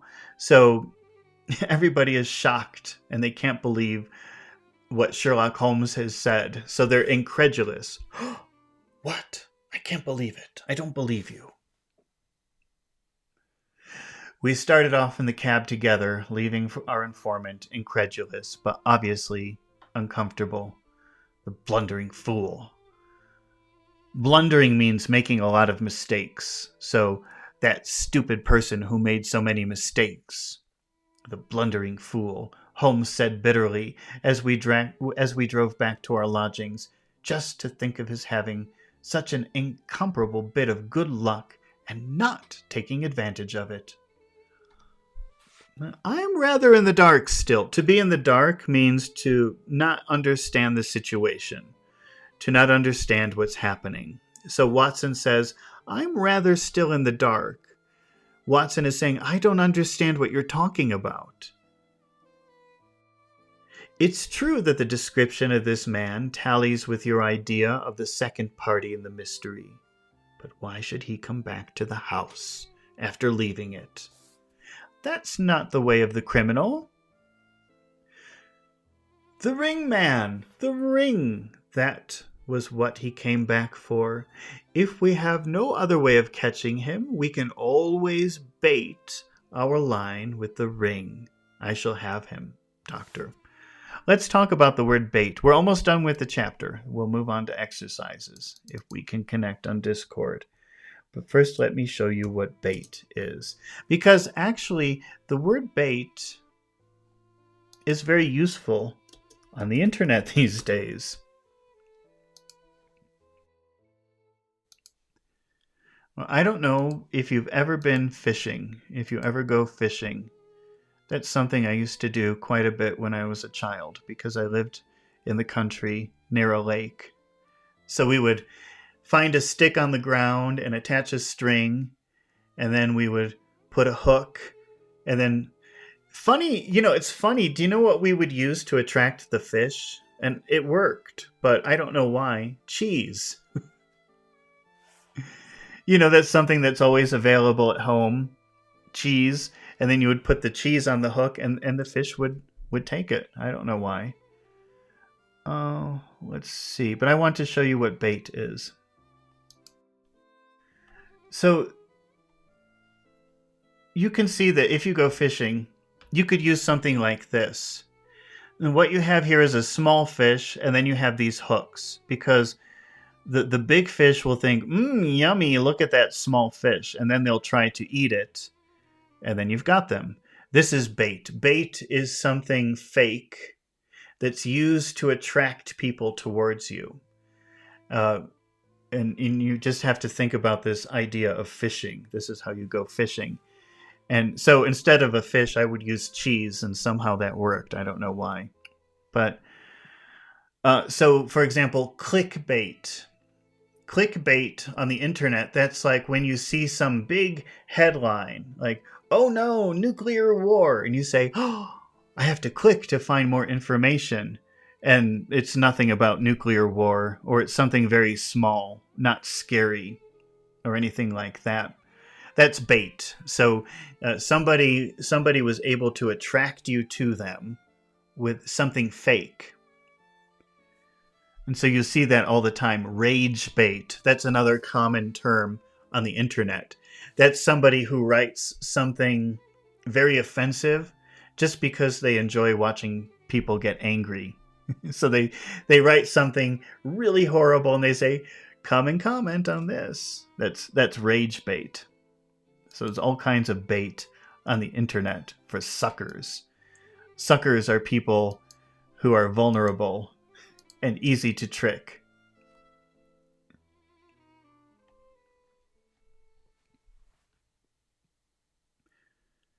So Sherlock Holmes is saying that the reason the man came back was because he wanted that ring. And he's saying, if we can't discover anything about his identity, maybe we could use the ring as bait to attract him.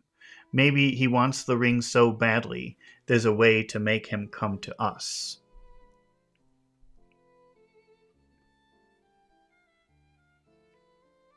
If we have no other way of catching him, we can always bait our line with the ring. I shall have him, doctor. I lay you 2 to 1 that I have him. So the Sherlock Holmes is offering to make a bet, to bet money that he will find this man. I must thank you for it all. I might not have gone but for you, and so have missed this finest study I ever came across. A study in scarlet, eh?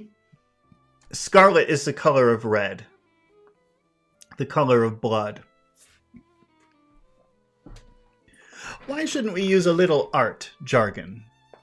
There's the scarlet thread of murder running through the colorless skein of life, and our duty is to unravel it, to isolate it, to expose every inch of it.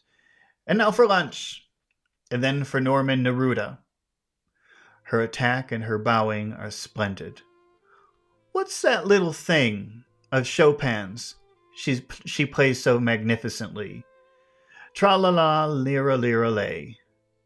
Leaning back in the cab, this amateur bloodhound caroled away. Caroling means singing. So he's trying to sing the tune of a Chopin work. Away like a lark. A lark is a bird.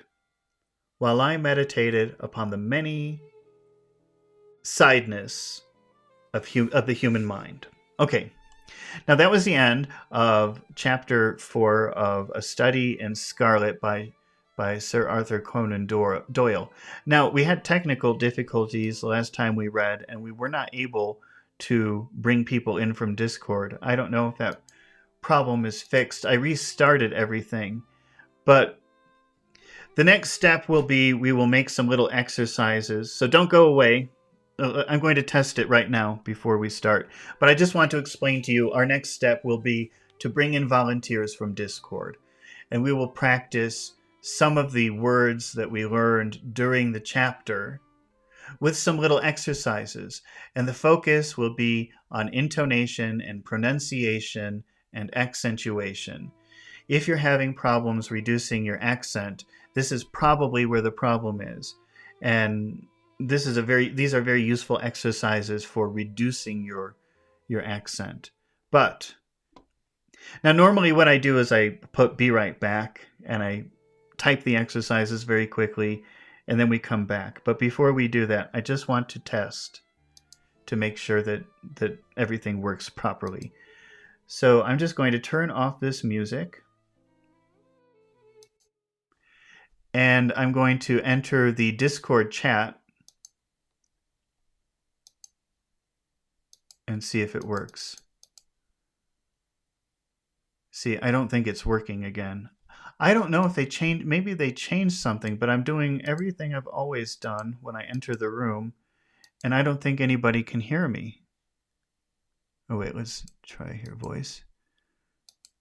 How about now? I think we Hello, did it. sir. Hello, okay. I think we got it. Okay, great. Fantastic. Hi, Pachu. How are you doing Sir. this morning? Doing great. You're doing great. How about you, Mohammed? How are you doing? I'm doing good. Okay, fantastic. All right. So everything's working. I'm so happy.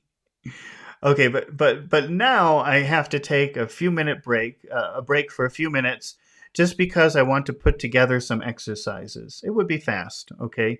Practicing the vocabulary words that we talked about today. And then when I return, Mohammed and Pachi will join us and we'll do the exercises together and work on our accents and practice our fluency. So this is really the class part of the video. All right, so don't go away. Give me a few minutes to create the exercises. It would just be a few minutes and we'll come right back, okay? All right. Okay, sir.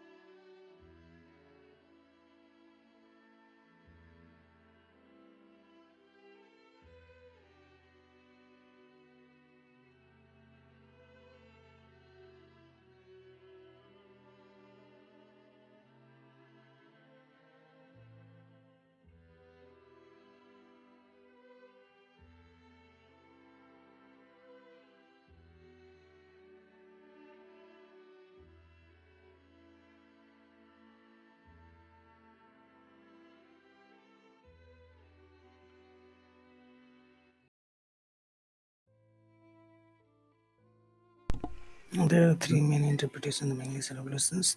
We're back. Let me just pull this up. Make sure everything's on. Okay. Yes. Now, here we go. Okay. We've got Pacho and Muhammad joining us, and now we're going to work on accent reduction through pronunciation, intonation, and accentuation.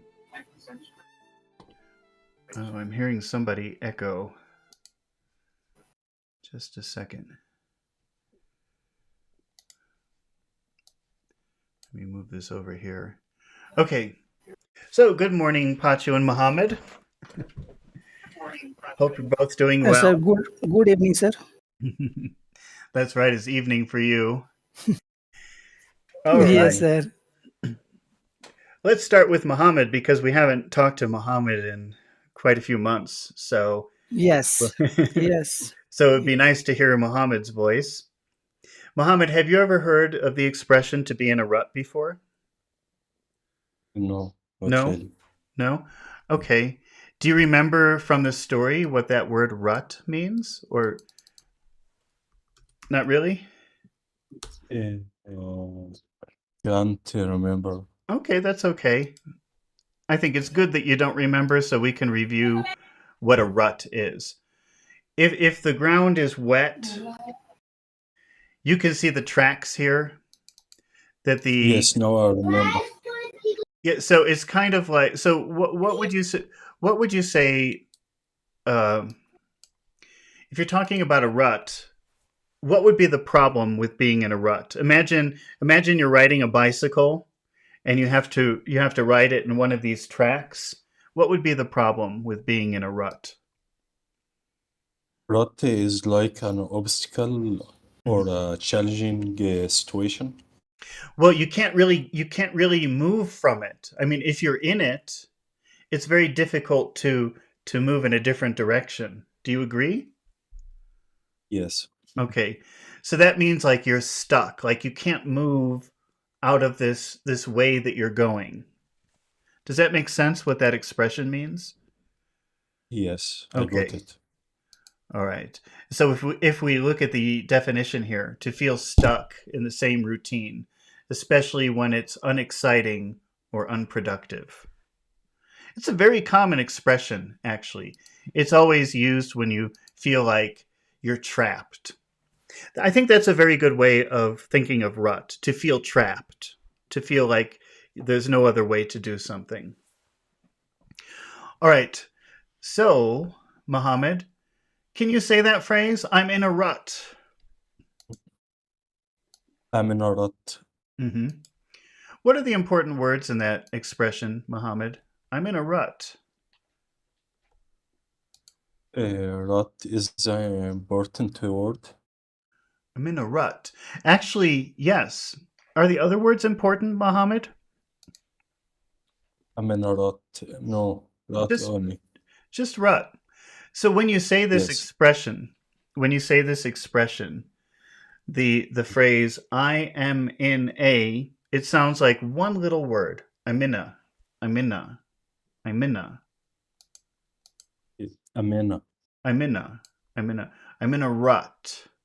Can you say it like that? a rut. Say it again. I'm in a rut. I'm in a rut. I'm in a rut. Pachu, can you try that? I'm in a rut.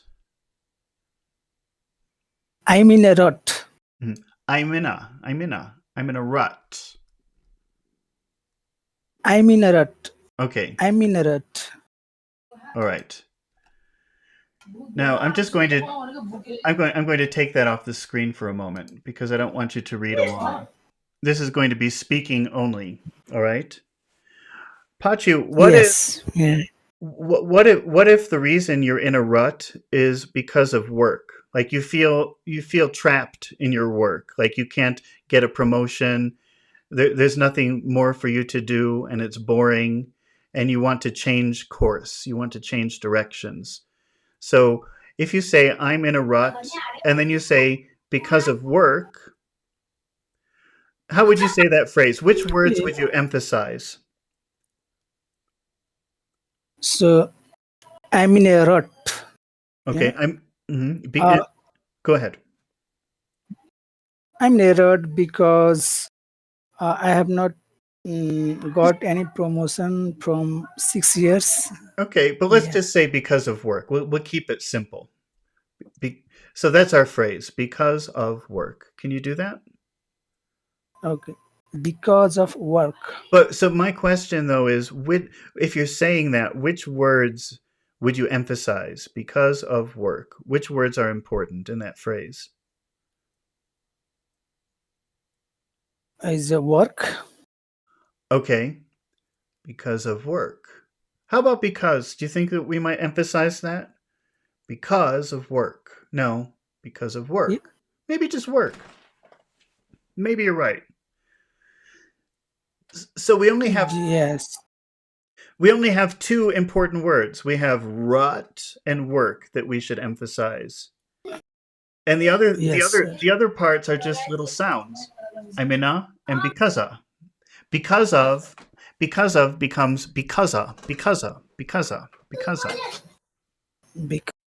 because of work. because of work. I'm in a rut because of work.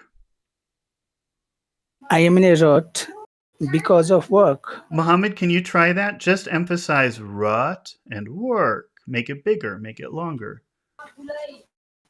I'm in a rut because of work. That's perfect. Okay. And Mohammed, can you add a little bit of music to that? What kind of tone should you give rut and work? Rut, work. Mhm. Should they be high tones or low tones if we're adding music to it? High tones. Well, they're the end of phrases. And at the end of a phrase in a neutral sentence, it should be low. It should be low. It should be work, rut. Can you try like that? And I'm in a rut because of work. Okay.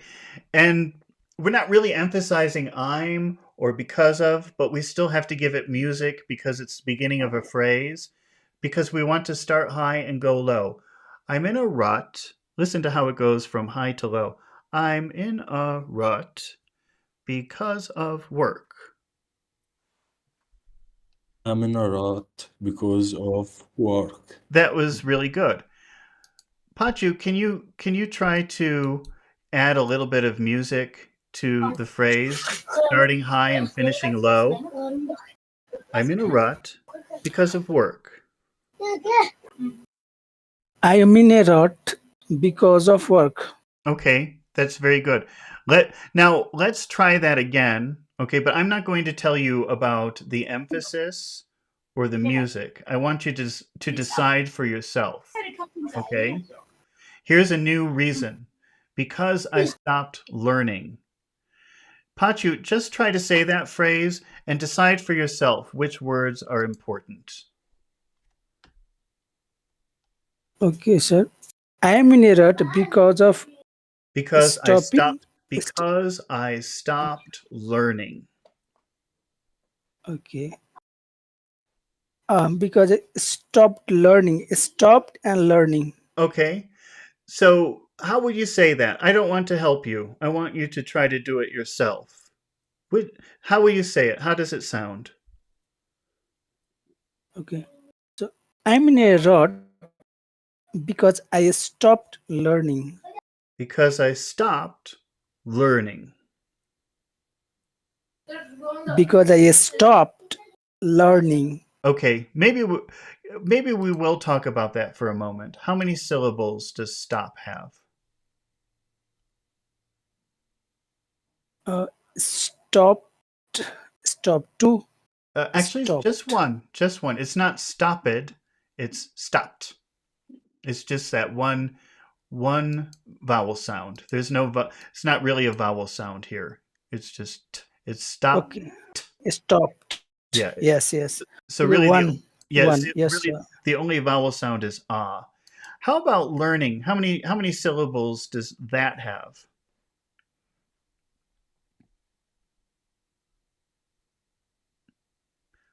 Learning is two. Okay, and which syllable? Learning. Yeah, which Yeah. syllable is very strong? Learning. Learning. Learn. Okay. Learning. Now this creates a little bit of a problem because you have this very stressed sound, stopped, and then you have a very big sound after it, learning. Yes. Learning. English does not like that. English likes big, small, big, small, big, small. It doesn't like big, big. So, in order to say this properly, you have to pause for a second because I stopped learning. Because I stopped learning. Because I stopped learning. I'm in a rut because I stopped learning. Can you say that, Pachu? I am in a rut because I stopped learning. Can you try that, Mohammed? I'm in a rut because I stopped learning. I'm in a rut because I stopped learning. Okay, if you add a little bit of music, stopped, high, learning, low. Can you try that? I stopped learning.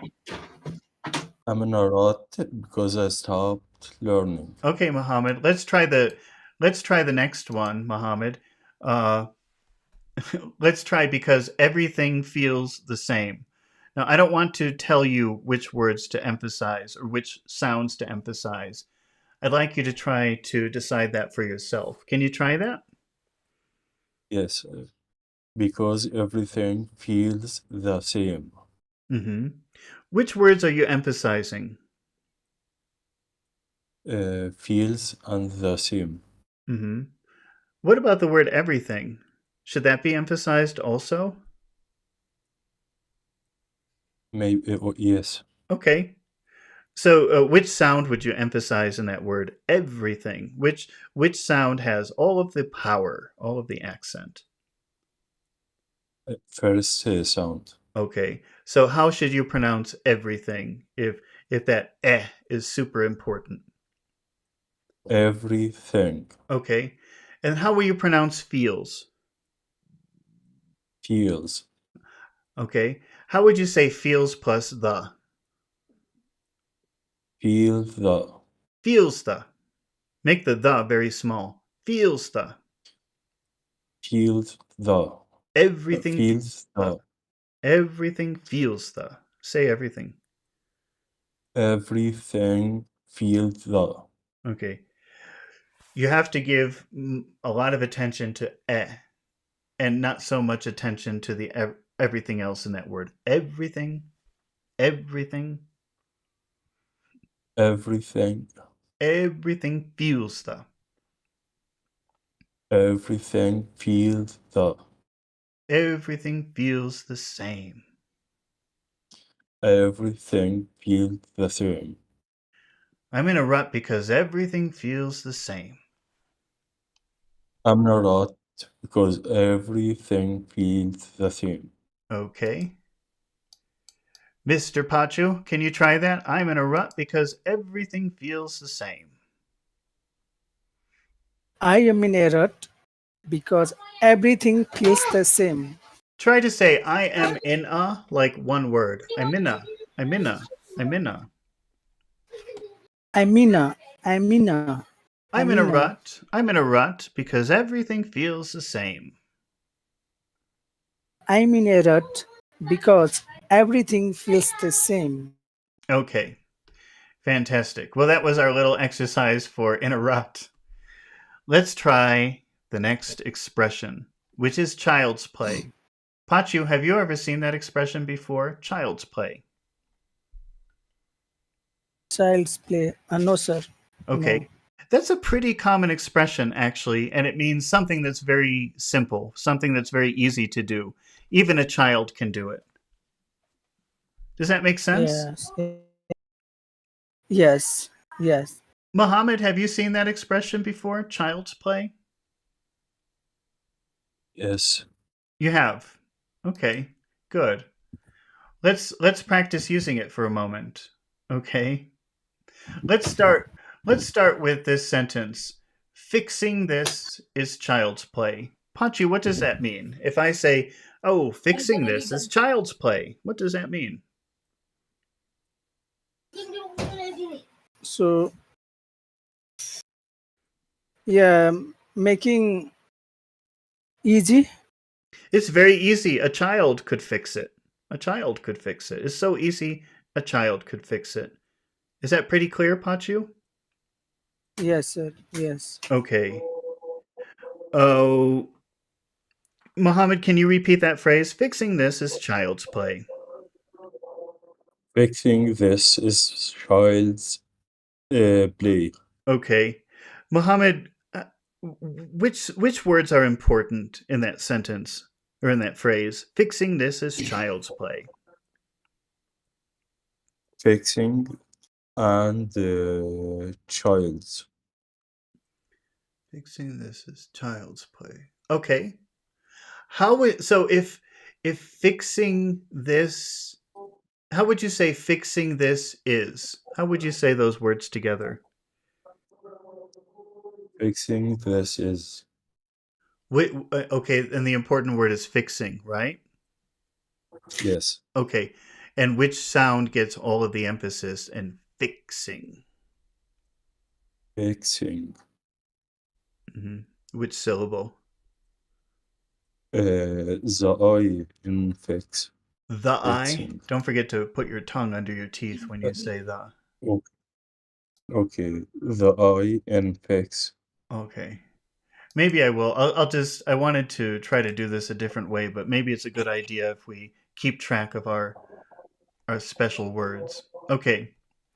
So in that phrase, fixing this is, right? Fix is the only important sound, okay? So you say fix in a very clear way, and ing this is like one word, like this. Fixing this is. Fixing this is.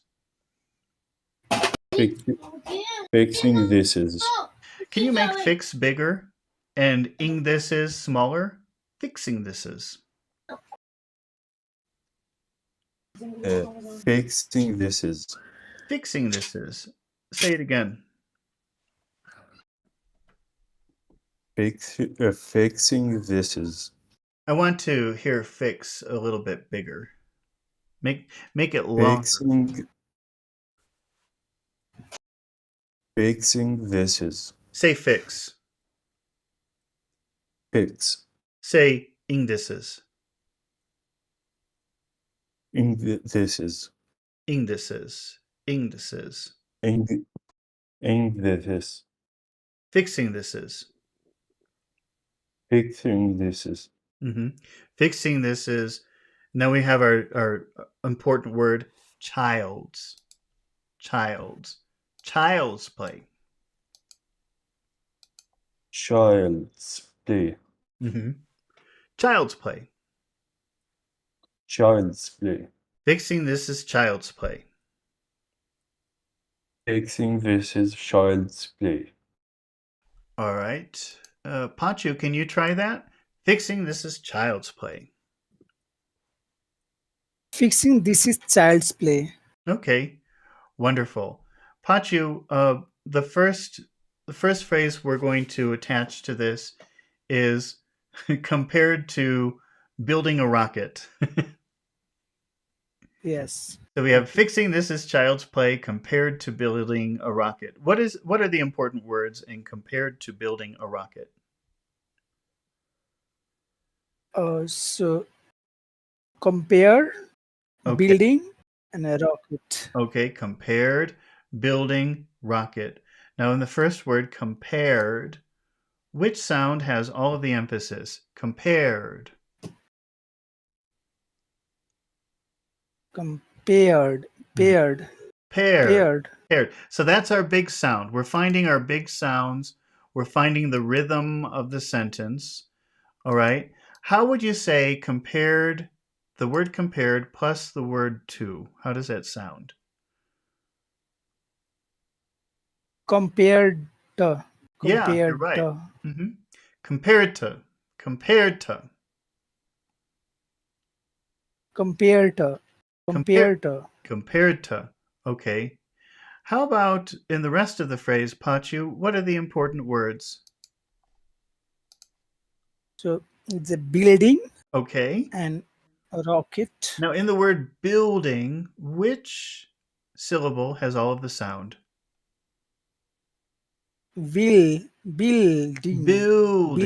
Bill, you're right. It's bill. So it's not bill, it's bill. You have to stretch out that vowel sound because it's an important word. Bill and bill are two different sounds. Can you say bill? Bill. Building a. Building of. Compared to building a. Compared to building of. Okay. And we're really building the ideal rhythm for an English sentence. This one is very perfect. It's small, big, small, big, small, big. It's just a perfect big, small rhythm. And what about rocket, Pachu? Which syllable has all of the sound? It's a rocket. Rocket. First, Ra, a rocket. ra, ra, ra. Rocket. Yes. Okay, Pachu, It's can a try to say the whole phrase compared to building a rocket? okay. Fixing this is child's play compared to building a rocket. Mm-hmm. Building a, building a, building a. Building a rocket. Compared to So building a, compared to building a, compared to building a. compared to building a rocket. That's very Compared to good. building a rocket. The fixing this is child's play compared to building a rocket. Fixing this is child's play compared to building a rocket. Can you try that, Muhammad? Compared to building a rocket. Try that phrase first. Compared to. Mm-hmm. Compared, say it like one word. Compared to. Compared to. Compared to. Building a. Building a. Building a. Building a. Mm-hmm. Compared to building a. Compared to building a. Compared to building a rocket. Compared to building a rocket. Fixing this is child's play compared to building a rocket. It's a child's play. Fixing this is child's play compared to building a rocket. Okay, let's try to add a little bit of music. So we want to start our phrase on a high tone. Fixing this is child's play. So we want to go from high to low. Fixing this is child's play. Compared. Go ahead. Fixing this is a child's play compared to building a rocket.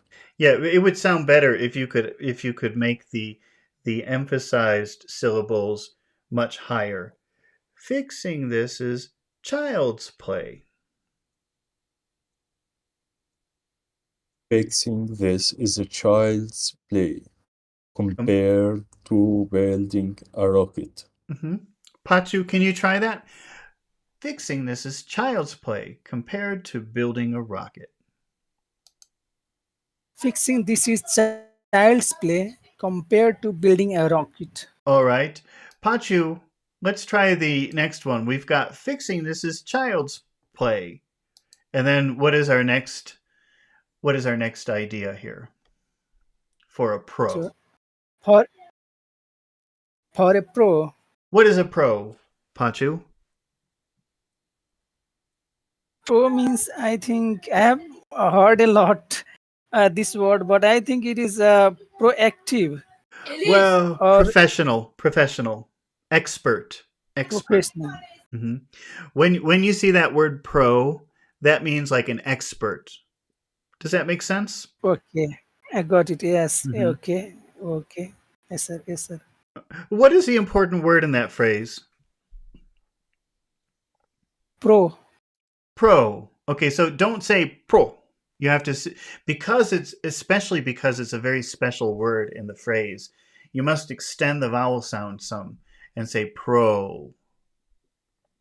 Okay. Pro. How would you pronounce, Pro. how would you pronounce 4 plus a? Fora. Fura, Fora. fura, or fura, Fora. fura. Some people will say fura, fura, fura. Doesn't matter how you do it, but it's small. It's one word. It's not so easy to hear. The only word you really hear is pro, for a pro, Yes. for a Yes. Yes. pro. Fora. Pro. Try to extend o more. Don't say pro. You're cutting it off too quickly. Let it die Ye- naturally. Pro. For a pro. That was good. That's For how a it should be. pro. That's how it should be. For a pro. For a pro. For a pro. For a Fi- pro. mhm. Fixing this is child's play for a pro. Fixing this is a child's play for a pro. Okay. Mohammed, can you try that? Fixing this is child's play for a pro. Fixing this is a child's play for a pro. Okay. That's pretty easy. These are pretty easy, aren't they? Let's try the last one for child's play. Can you read that, Mohammed? Do you see it? Or do you want me to? I don't know. Wait, let me. After Go ahead. after last week's challenge, What are the important words in that phrase, Mohammed? last and challenge. Okay.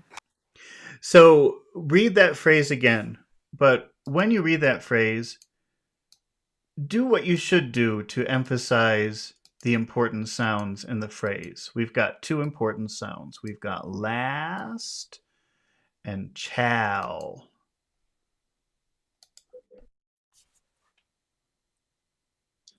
After last week's challenge. Yeah, that was good. That's how it should be. That sounds very good. You have to emphasize those strong syllables in your phrase to make the rhythm of big, small, big, small, big, small, which is what every English sentence is. That's the rhythm. It's big, small, big, small. Okay. So let's read the phrase again. Fixing this is child's play after last week's challenge. Fixing this child's play after last week's challenge. Say this is. Say this is. This is This is. This is. this is This is. This is. this is Because this is because this and is are not focused upon in this phrase, they become very hard to hear. They become very small. They become like one word. This is. This is. this is Fixing this is. fixing this is Fixing this is child's play. fixing this is child's play. Fixing this is child's play after last week's challenge. Fixing this is child's play after last week's challenge. Okay, fantastic. Mr. Pachu, can you try that phrase after last week's challenge? After last week's challenge, Fixing this is child's play after last week's challenge. fixing this is child's play after last week's challenge. All right. Fantastic. I'm so glad everything is working today. No technical issues. Everything's going fine. Now that I said that, something is going to happen. But oh well, it's too late, right? Okay. Let's move on to the next word, which is flaky. Mohammed, have you seen that word before? Flaky? Flaky. Not really, but I can connect it with cornflakes. Okay. Do you know what the word flake is? Based on cornflakes, what do you think a flake is? And snowflakes. Haven't you ever heard of snowflakes? Yes. What is a flake? Like very thin. It's like paper. It's really used to describe things that have the thickness and the shape of paper. Let me show you an example of, for example, this is going to be disgusting, so this is a warning, okay? But I'm going to show you a picture of flaky skin. Oh, it's not too bad. It's not that disgusting. So if you have dry skin and then it seems like little pieces are coming off, this is flaky skin because it's like little sheets of paper, little tiny sheets of paper coming off your skin. And Muhammad mentioned cornflakes. And you can see that they're kind of the shape of little pieces of paper. They're very thin and flat and small. Flakes are always small. They're always small. Okay, or snowflake, of course. Again, a snowflake is flat and small, like a little piece of paper. Okay, that's really what flake means as a noun. But flaky is sort of a slang expression. And a flaky person, and this is a very common expression or word, is an unreliable person. So if somebody is flaky, they will make you promises, but they will not complete their promises. They will say that they will do something, but they will not do that thing. That's a flaky person, an unreliable person.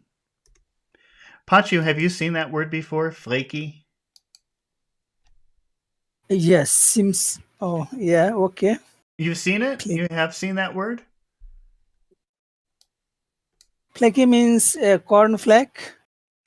Okay, that's the literal meaning. But a flaky person is an unreliable. No. Flaky. So not flake. No. We're not talking about flake, which is a small, flat, paper-shaped object. We're using the adjective flaky, which means unreliable. Someone who doesn't follow through or cancels all the time. Unpredictable, unreliable. That's a very common word. Okay, so Pachu, if I say he is flaky, what does that mean? What am I telling you if I say he is flaky? It means he is not reliable because he cancels his plan. Mm-hmm. Yeah. Or he doesn't complete his promises. That's a flaky, or his commitments. That's a flaky person. Okay. Yes. Pachu, can you see the sentence on the screen? Yes, sir. What does it say? He's flaky, isn't he? This is why intonation is very important. What's the difference between these two statements or questions? He's flaky, isn't he? And he's flaky, isn't he? What's the difference in the idea? Those are two different things.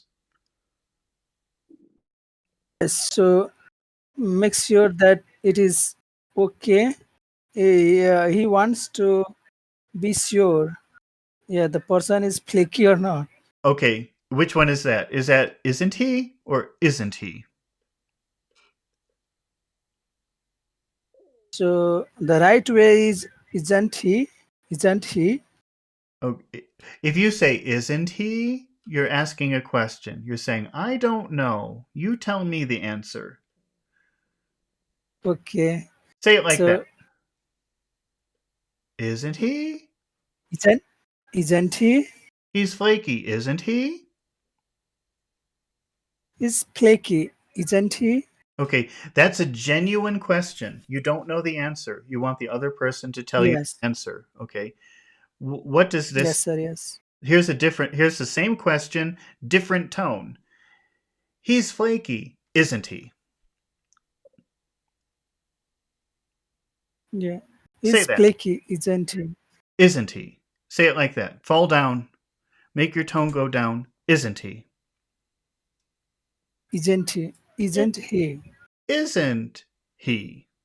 Isn't he? Isn't he? Isn't he? Okay, he's Isn't flaky. he? Isn't he? Isn't he? Do that. He's flaky. Isn't he? Isn't he? That is not a question. That is your opinion. You're giving your opinion. This is what I think. Agree with me. It's not a question. Yeah. Say it like that. Yes. He's flaky, isn't he? He is flaky. Isn't he? That's good. That's probably normally how you will do the tag question. Not the question, not isn't he? I don't know. You tell me. Usually you're giving your opinion when you make a tag question. Yes. Yes. Yes. Say it again. He's flaky. Isn't he? No, not a question. Isn't he? Do a statement. Give me your opinion. Go down.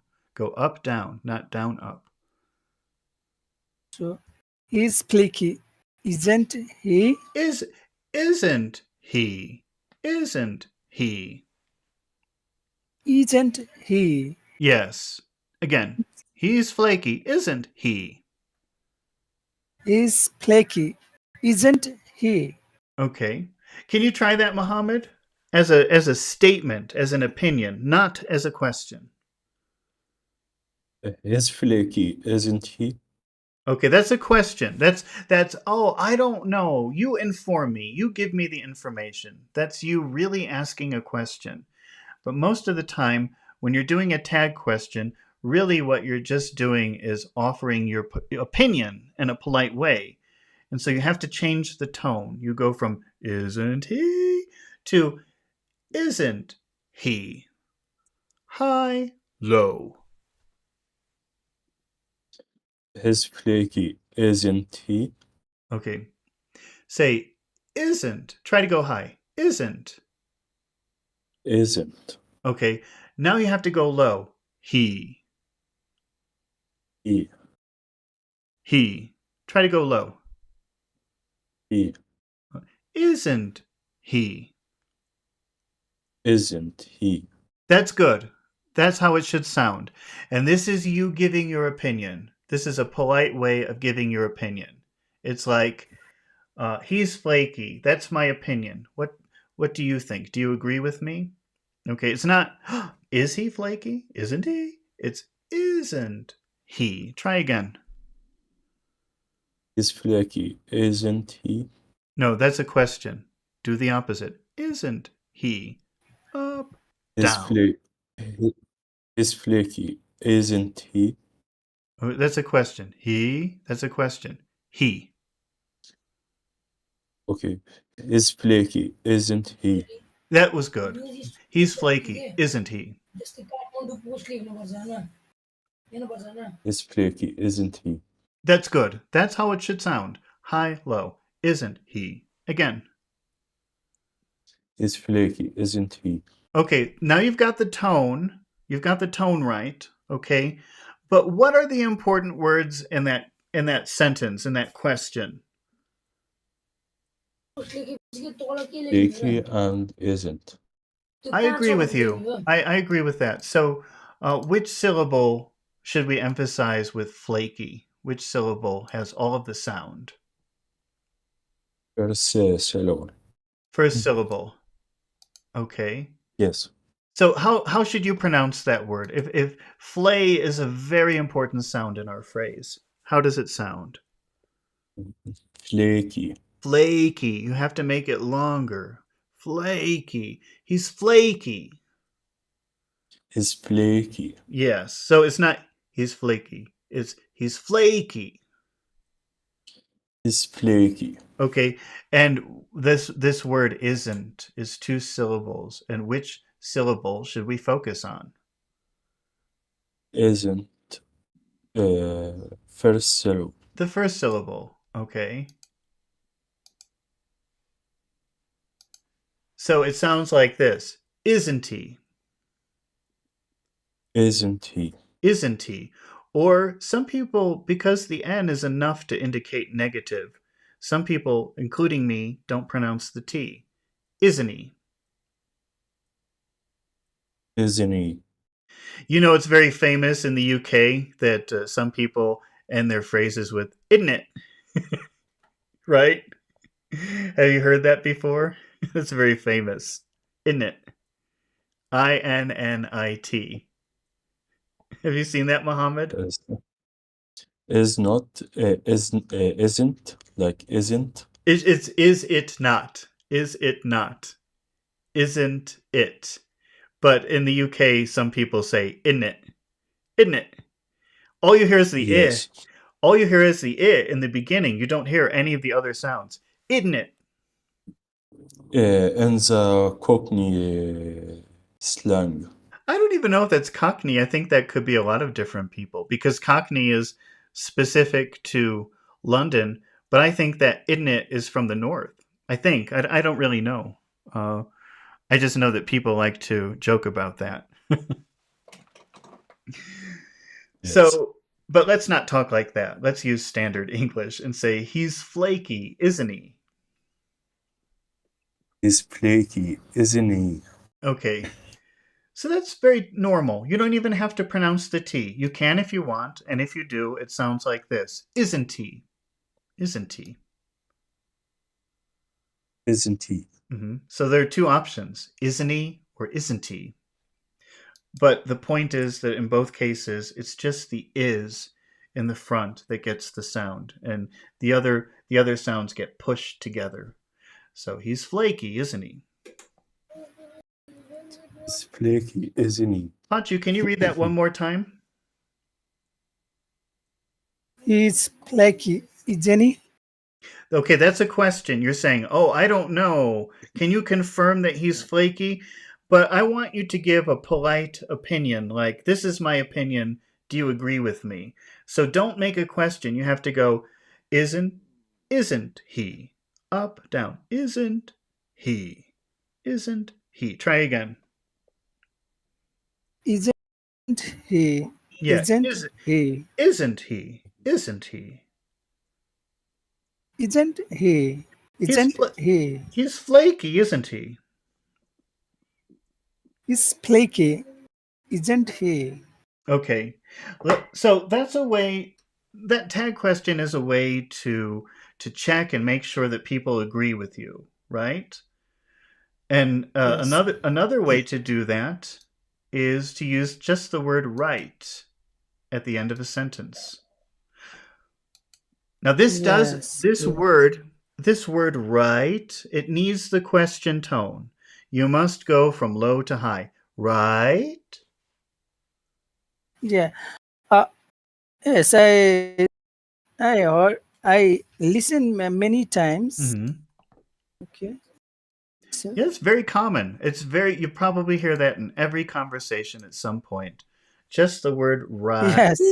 in a question tone. Right. Yeah. Okay, can you try to make the question tone combined with the word right? She's flaky, right? That's good. Okay. She's flaky, right? She's flaky, right? Okay, that's good. Mohammed, can you try that? You say right with a question tone. She's flaky, right? She's flaky, right? She's flaky, right? Okay. And then, so, Okay. Pachu, try that one more time. She's flaky, right? She's flaky, right? This is why tones are important, because now when we get to this final one here, again, this is another way of people asking for you to, what's your opinion? Do you agree with me? And that is, huh? Huh. Oh, let's do it. We have to do the intonation like, isn't he? Huh. Falling down. Huh. Oh. Can you try that? Huh.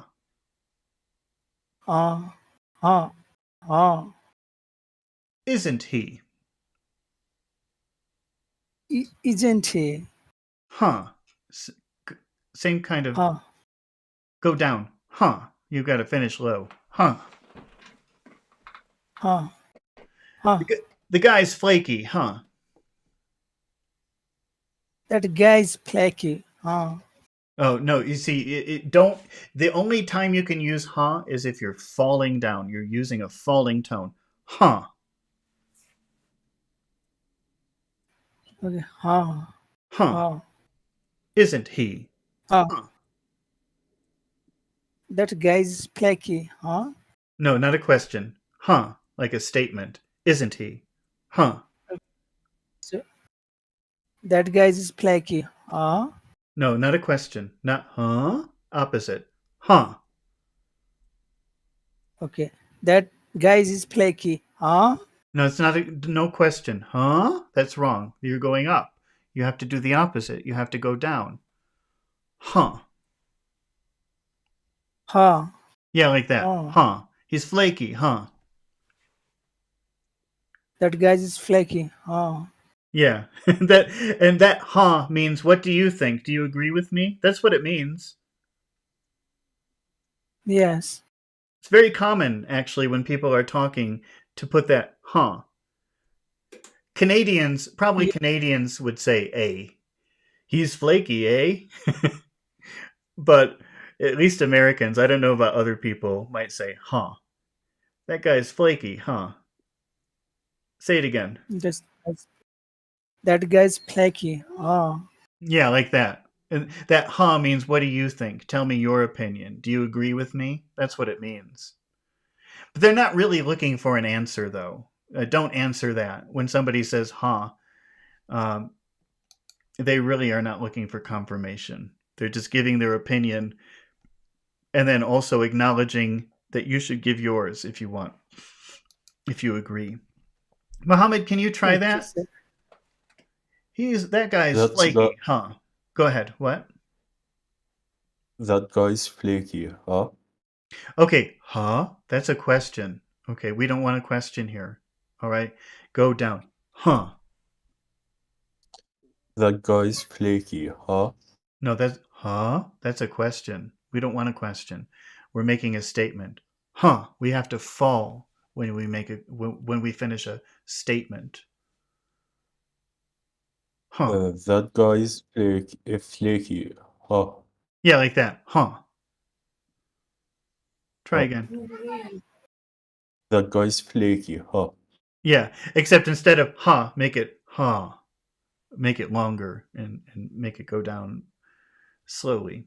Huh? That guy's flaky, huh? Yeah, make it longer. Huh? Oh, That guy's flaky. Huh? that guy's flaky, huh? Okay. All right. So that's three ways to get agreement or to look for confirmation or to show that you want the other person's opinion in some way. He's flaky, isn't he? She's flaky, right? That guy's flaky. Huh. Okay.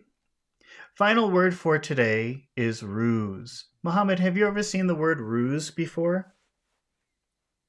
No, How about you, Pachu? Have you ever seen the word ruse before?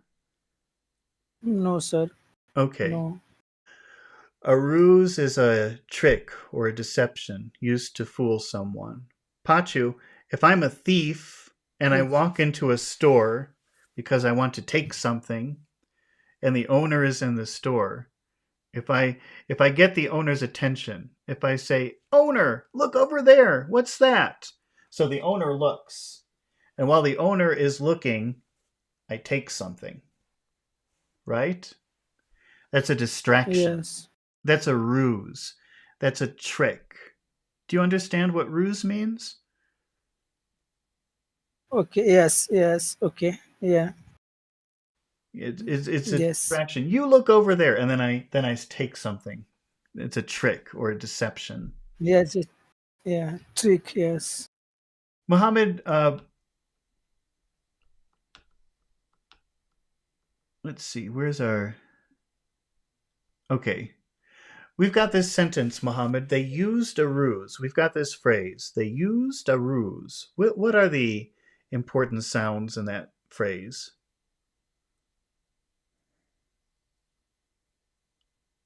used and ruse. Okay.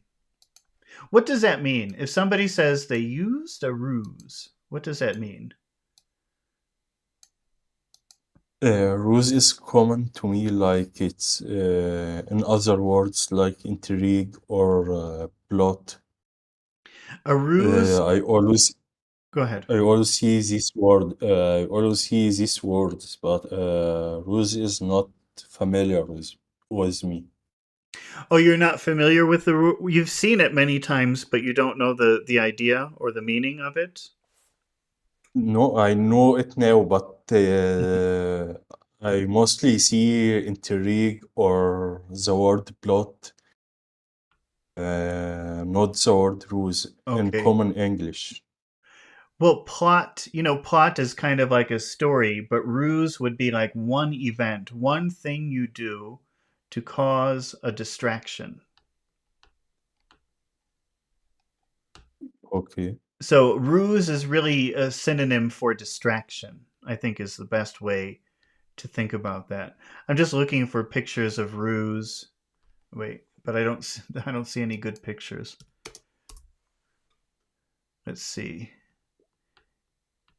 It's always helpful if you can see an image of what something means. But there are no good pictures of ruse. Anyway, think of it like a trick or a distraction to trick someone. Okay. All right. So we've got a funny sound here. We've got a very musical sentence because use and ruse sound very similar. They're both one syllable, Mohammed. How would you pronounce that phrase?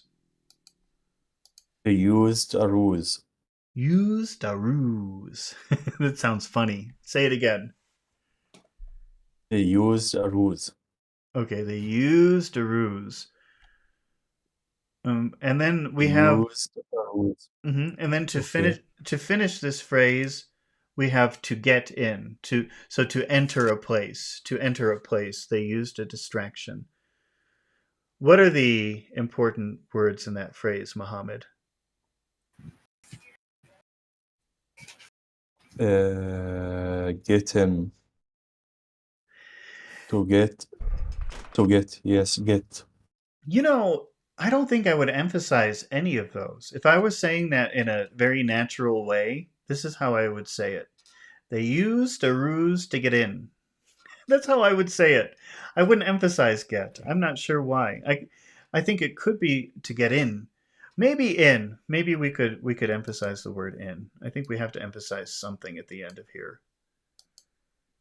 Like get is the reason, so it has an emphasis because it's the reason. The reason for using the a ruse. Okay, but do you remember that when we talked about phrasal verbs, and I think get in is a phrasal verb. Get in means enter, but it's in Yes, a phrasal verb form. Would you say that that is an abstract or a literal phrasal verb? it's literal. I agree with you. I think it's literal. And when a phrasal verb is literal, which word gets the emphasis, the verb or the preposition? Preposition. That's right. So what we'll do is we'll make the N very long. Okay. They used a ruse to get in. They use a ruse to get in. Get in. Get in. Get in. Can you, instead of in, can you say Make it go for a long time. Get in. Yeah, like that. They used a ruse to get in. They use a ruse to get in. To get in. To get in. To get in. They used a ruse to get in. They used a ruse to get in. Pachu, can you try that? To get in. To get in. Try to make the N a little bit longer. To get in. To get in. They used a ruse to get in. They used a ruse to get in. That's good, Pachu. What do you understand from that sentence? What does that mean? To get in. So they entered by using trick. Yes, like a distraction, like making a big noise, or maybe a fight or something. So all of the attention was focused on one thing, and then they just walked very casually in. Does that make sense? Yes, sir. Yes. Okay. Say the sentence again. And add some music to it. Try to add, they used a ruse to get in. They used a ruse to get in. That's right. So used is high and ruse is low because it's the end of a phrase. They used a ruse. And then we have another phrase, to get in. So we have to start our phrase high with get. And by the time we get to in, it must be very low because it's the end of the sentence and it's a special word. So it must be low and long. They used a ruse to get in. Try it again. They u- they used a ruse to get in. Okay, but instead of pausing, they used a ruse. Say roosta, roosta. Rused, rused. They used a roosta. They used a rused. They used a ruse to get in. They used a ruse to get in. Okay. Is get an important word or no? Yes.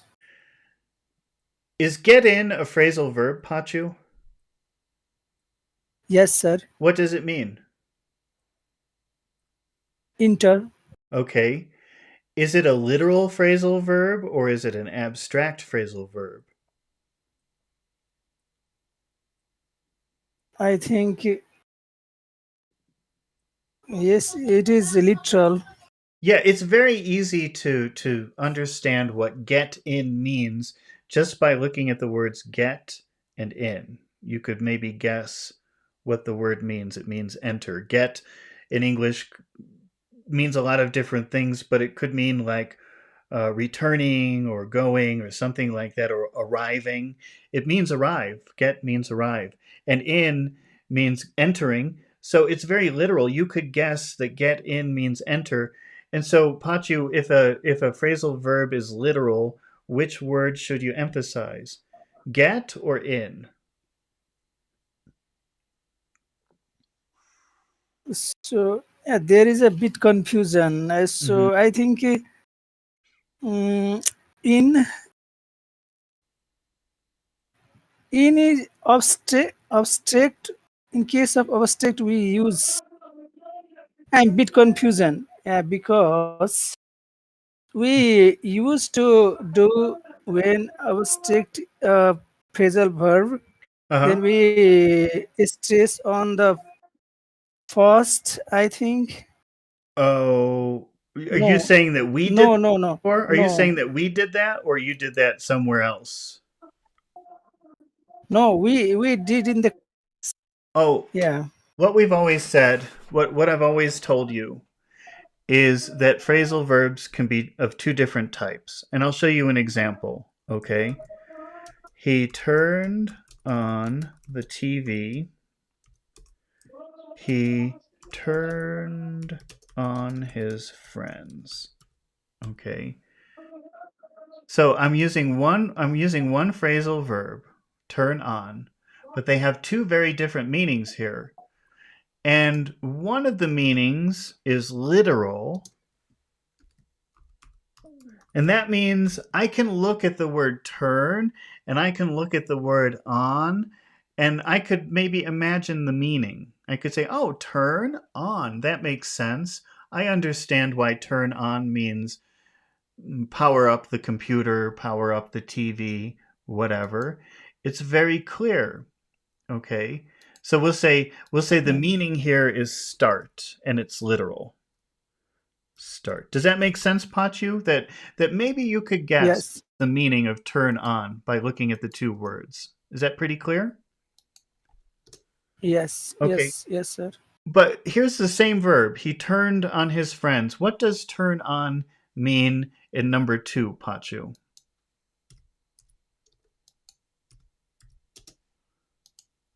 He turned on his friends. What does that? Yeah, it's quite Go ahead. difficult to find the meaning. That's right. You cannot guess the meaning. The word turn and on are completely unrelated to the meaning. That's why I call it abstract. This word means betray. Do you know that word, Pachu? Betray? Yes. Okay. Yes. Yes. So it's really not possible to get, you cannot look at the words turn and on and guess that the meaning is betray. Do you agree? Yes. Yes, sir. So do you understand what I mean by by the idea of sometimes a phrasal verb can have two meanings, and one is literal, where you can guess the meaning, and the other is abstract. Somebody has to explain the meaning. There's no way to guess the meaning. Is that pretty clear? Yes. Yes, sir. So what I've always told you from the beginning is that if a phrasal verb is literal, then you should put the emphasis on the preposition. And okay. Okay. do you remember that? Because we've talked about that many times. I think we've talked about that a lot. Many times. Yes. Many times. Do you remember but it? I do not revise. Oh, that's them. okay. Yes, I do not revise them. So yeah, I will talk a lot. Mhm. Yes. No, it's okay. I don't expect you to always remember. I just wanted to. I was just hoping that as we reviewed it, you would remember and say, "Oh, of course, I remember now." Is that you remember it now? Yes. Okay. Yes. Yes. So let's do this. Let's do everyone a favor. Pachu, read number 1, where the phrasal verb is literal. How does that sound? He turned on. He turned on Okay. TV. Now make sure that you're making the vowel sound of on very big. He turned on the TV. He turned on the TV. That's right. So when you're saying the literal phrasal verb, on really becomes a big sound. Okay. But that sounds very different from number 2. How would you say number 2? He turned on his friends. Oh, don't emphasize on. It's only turned, not on. He turned on. He turned on his Pachu, friends. is friends an important word? Yes. Okay, so we'll make that big. All right. What about on and his? Are those important words? No. No. So how does on his sound if it's not important, if it doesn't matter?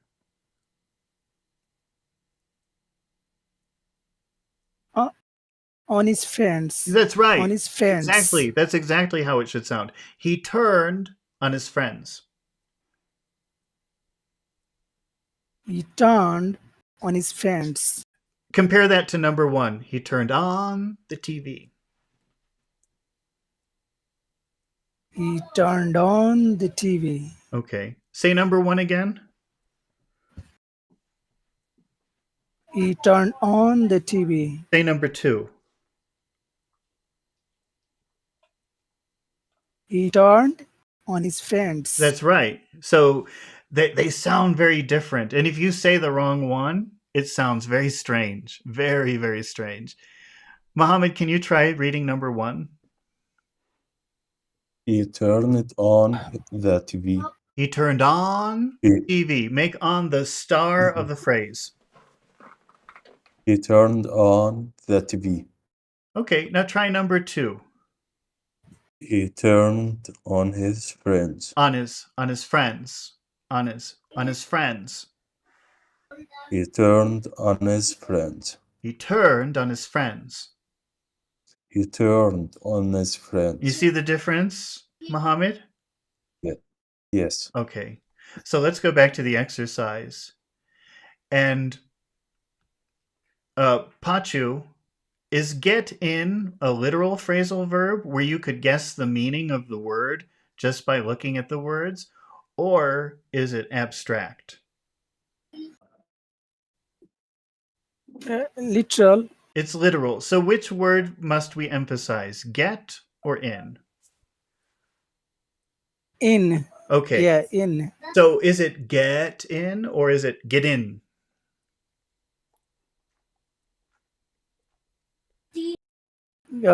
Get in. Get Okay. in. You're emphasizing get? You want to emphasize get or in? No. In. Get in. Get in. Okay. Okay. Get in. Get Get in. in. In. Make the N very long. Let it go away slowly. Get in. Get in. Okay. Get in. They used a ruse to get in. They used rules to get in. Can you try that, Mohammed? They used a ruse to get in. They use the rules to get in. Okay. Mohammed, what is the next phrase? We have get in, which means enter. What is the next phrase on the screen? To distract us. To distract us. What are the important words in that phrase? Distract. Okay. Distract. That's 2 syllables. Which syllable has all of the sound? Distract. The first syllable. Okay. I'm going to say this word 2 ways. You tell me which one is better. Distract or distract. Distract. And actually now that you mention it, I'm just going to put 2 words here, okay? Here's word number 1. Here's word number 2. This is why the accented syllable is so important to know which syllable is accented, because if you say the wrong accent, it will sound like a different word. Mohammed, can you see the 2 words that are up on the screen?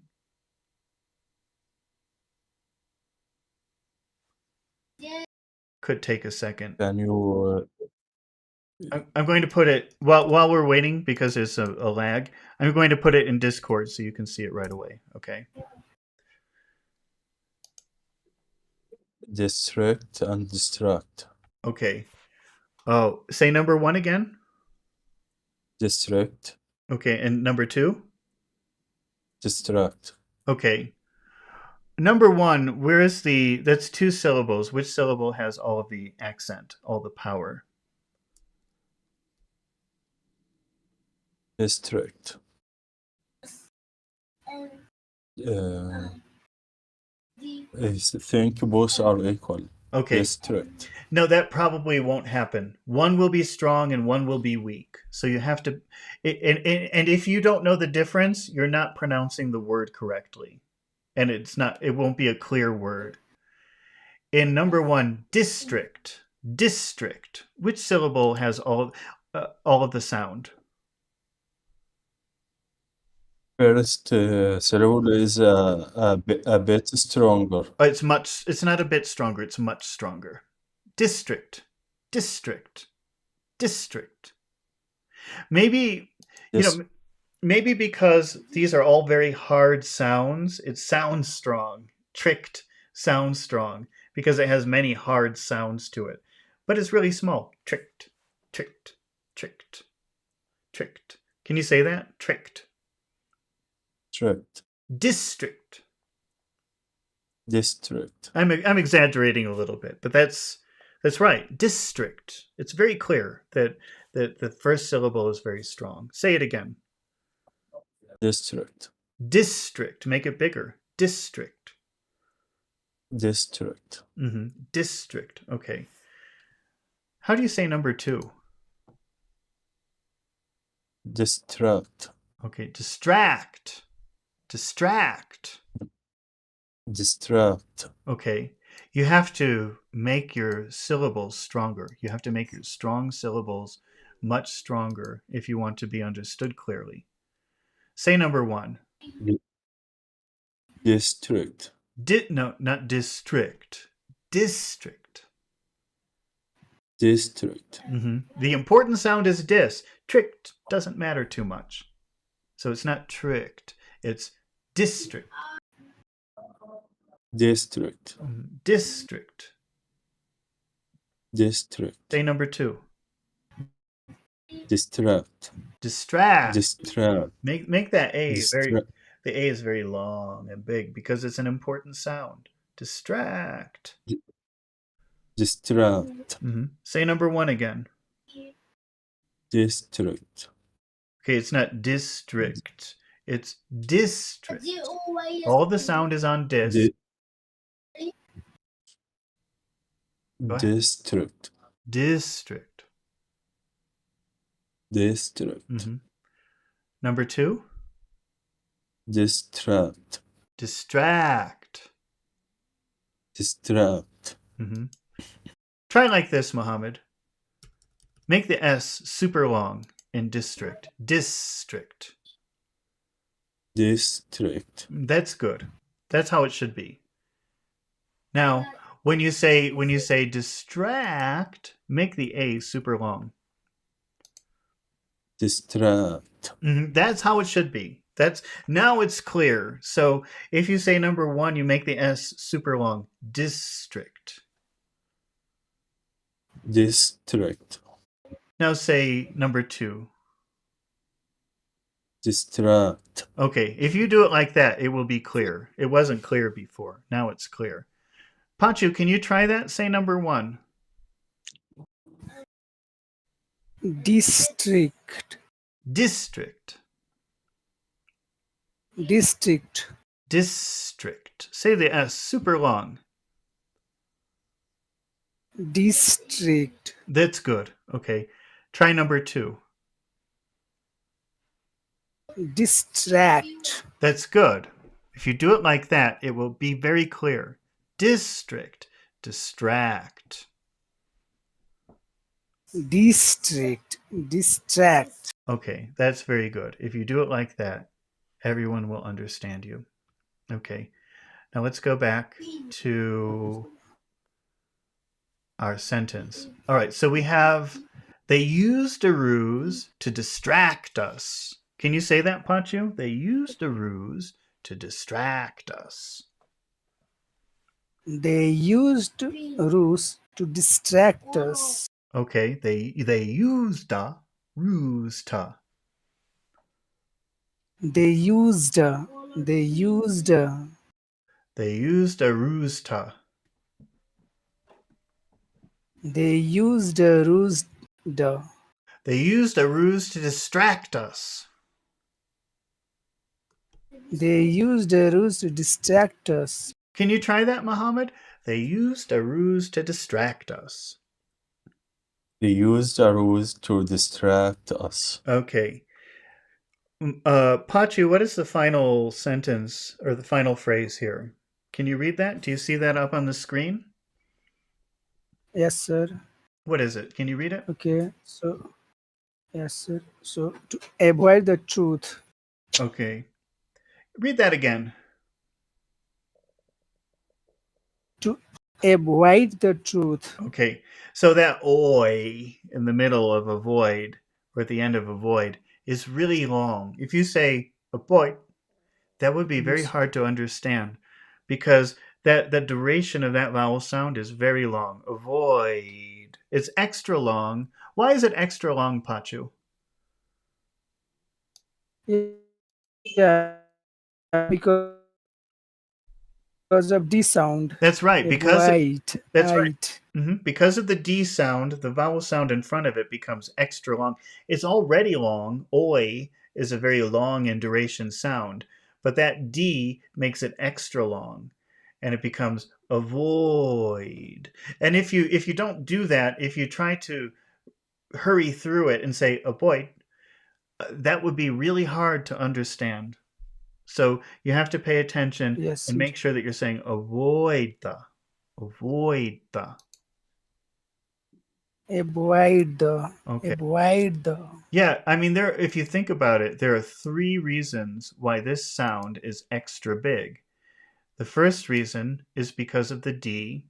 The second reason is because it's the accented syllable on the word. And the third reason is it's a very important word in the phrase. So if you skip through that word, that would be a very bad sounding phrase indeed. So To avoid the. Avoid the. Mm-hmm. Avoid the truth. Avoid the truth. They used a ruse to avoid the truth. They used a ruse to avoid the truth. Okay. Muhammad, can you try that? To avoid the. To avoid the. To avoid the truth. To avoid the truth. They used a ruse to avoid the truth. They used a ruse to avoid the truth. Can you try that, Pachu, again? They used a ruse to avoid the truth. They used a ruse to avoid the truth. All right, fantastic. Well, I guess that's where we will finish for today. And I'm going to start making a vocabulary list and posting it. So if you want to study in advance before we read, that list will be there. So I'm going to get in the habit of doing that more to help you out. And let's see, are we doing? I just want to check my schedule to see if we'll have a video tomorrow morning. Just 1 second. And I think, yeah, it looks like we will do a video tomorrow. I'm going to try to make that happen. So I'll see everybody tomorrow at about around the same time. I'll probably have to start a little bit earlier, 5 a.m. So a half hour earlier than I usually like to.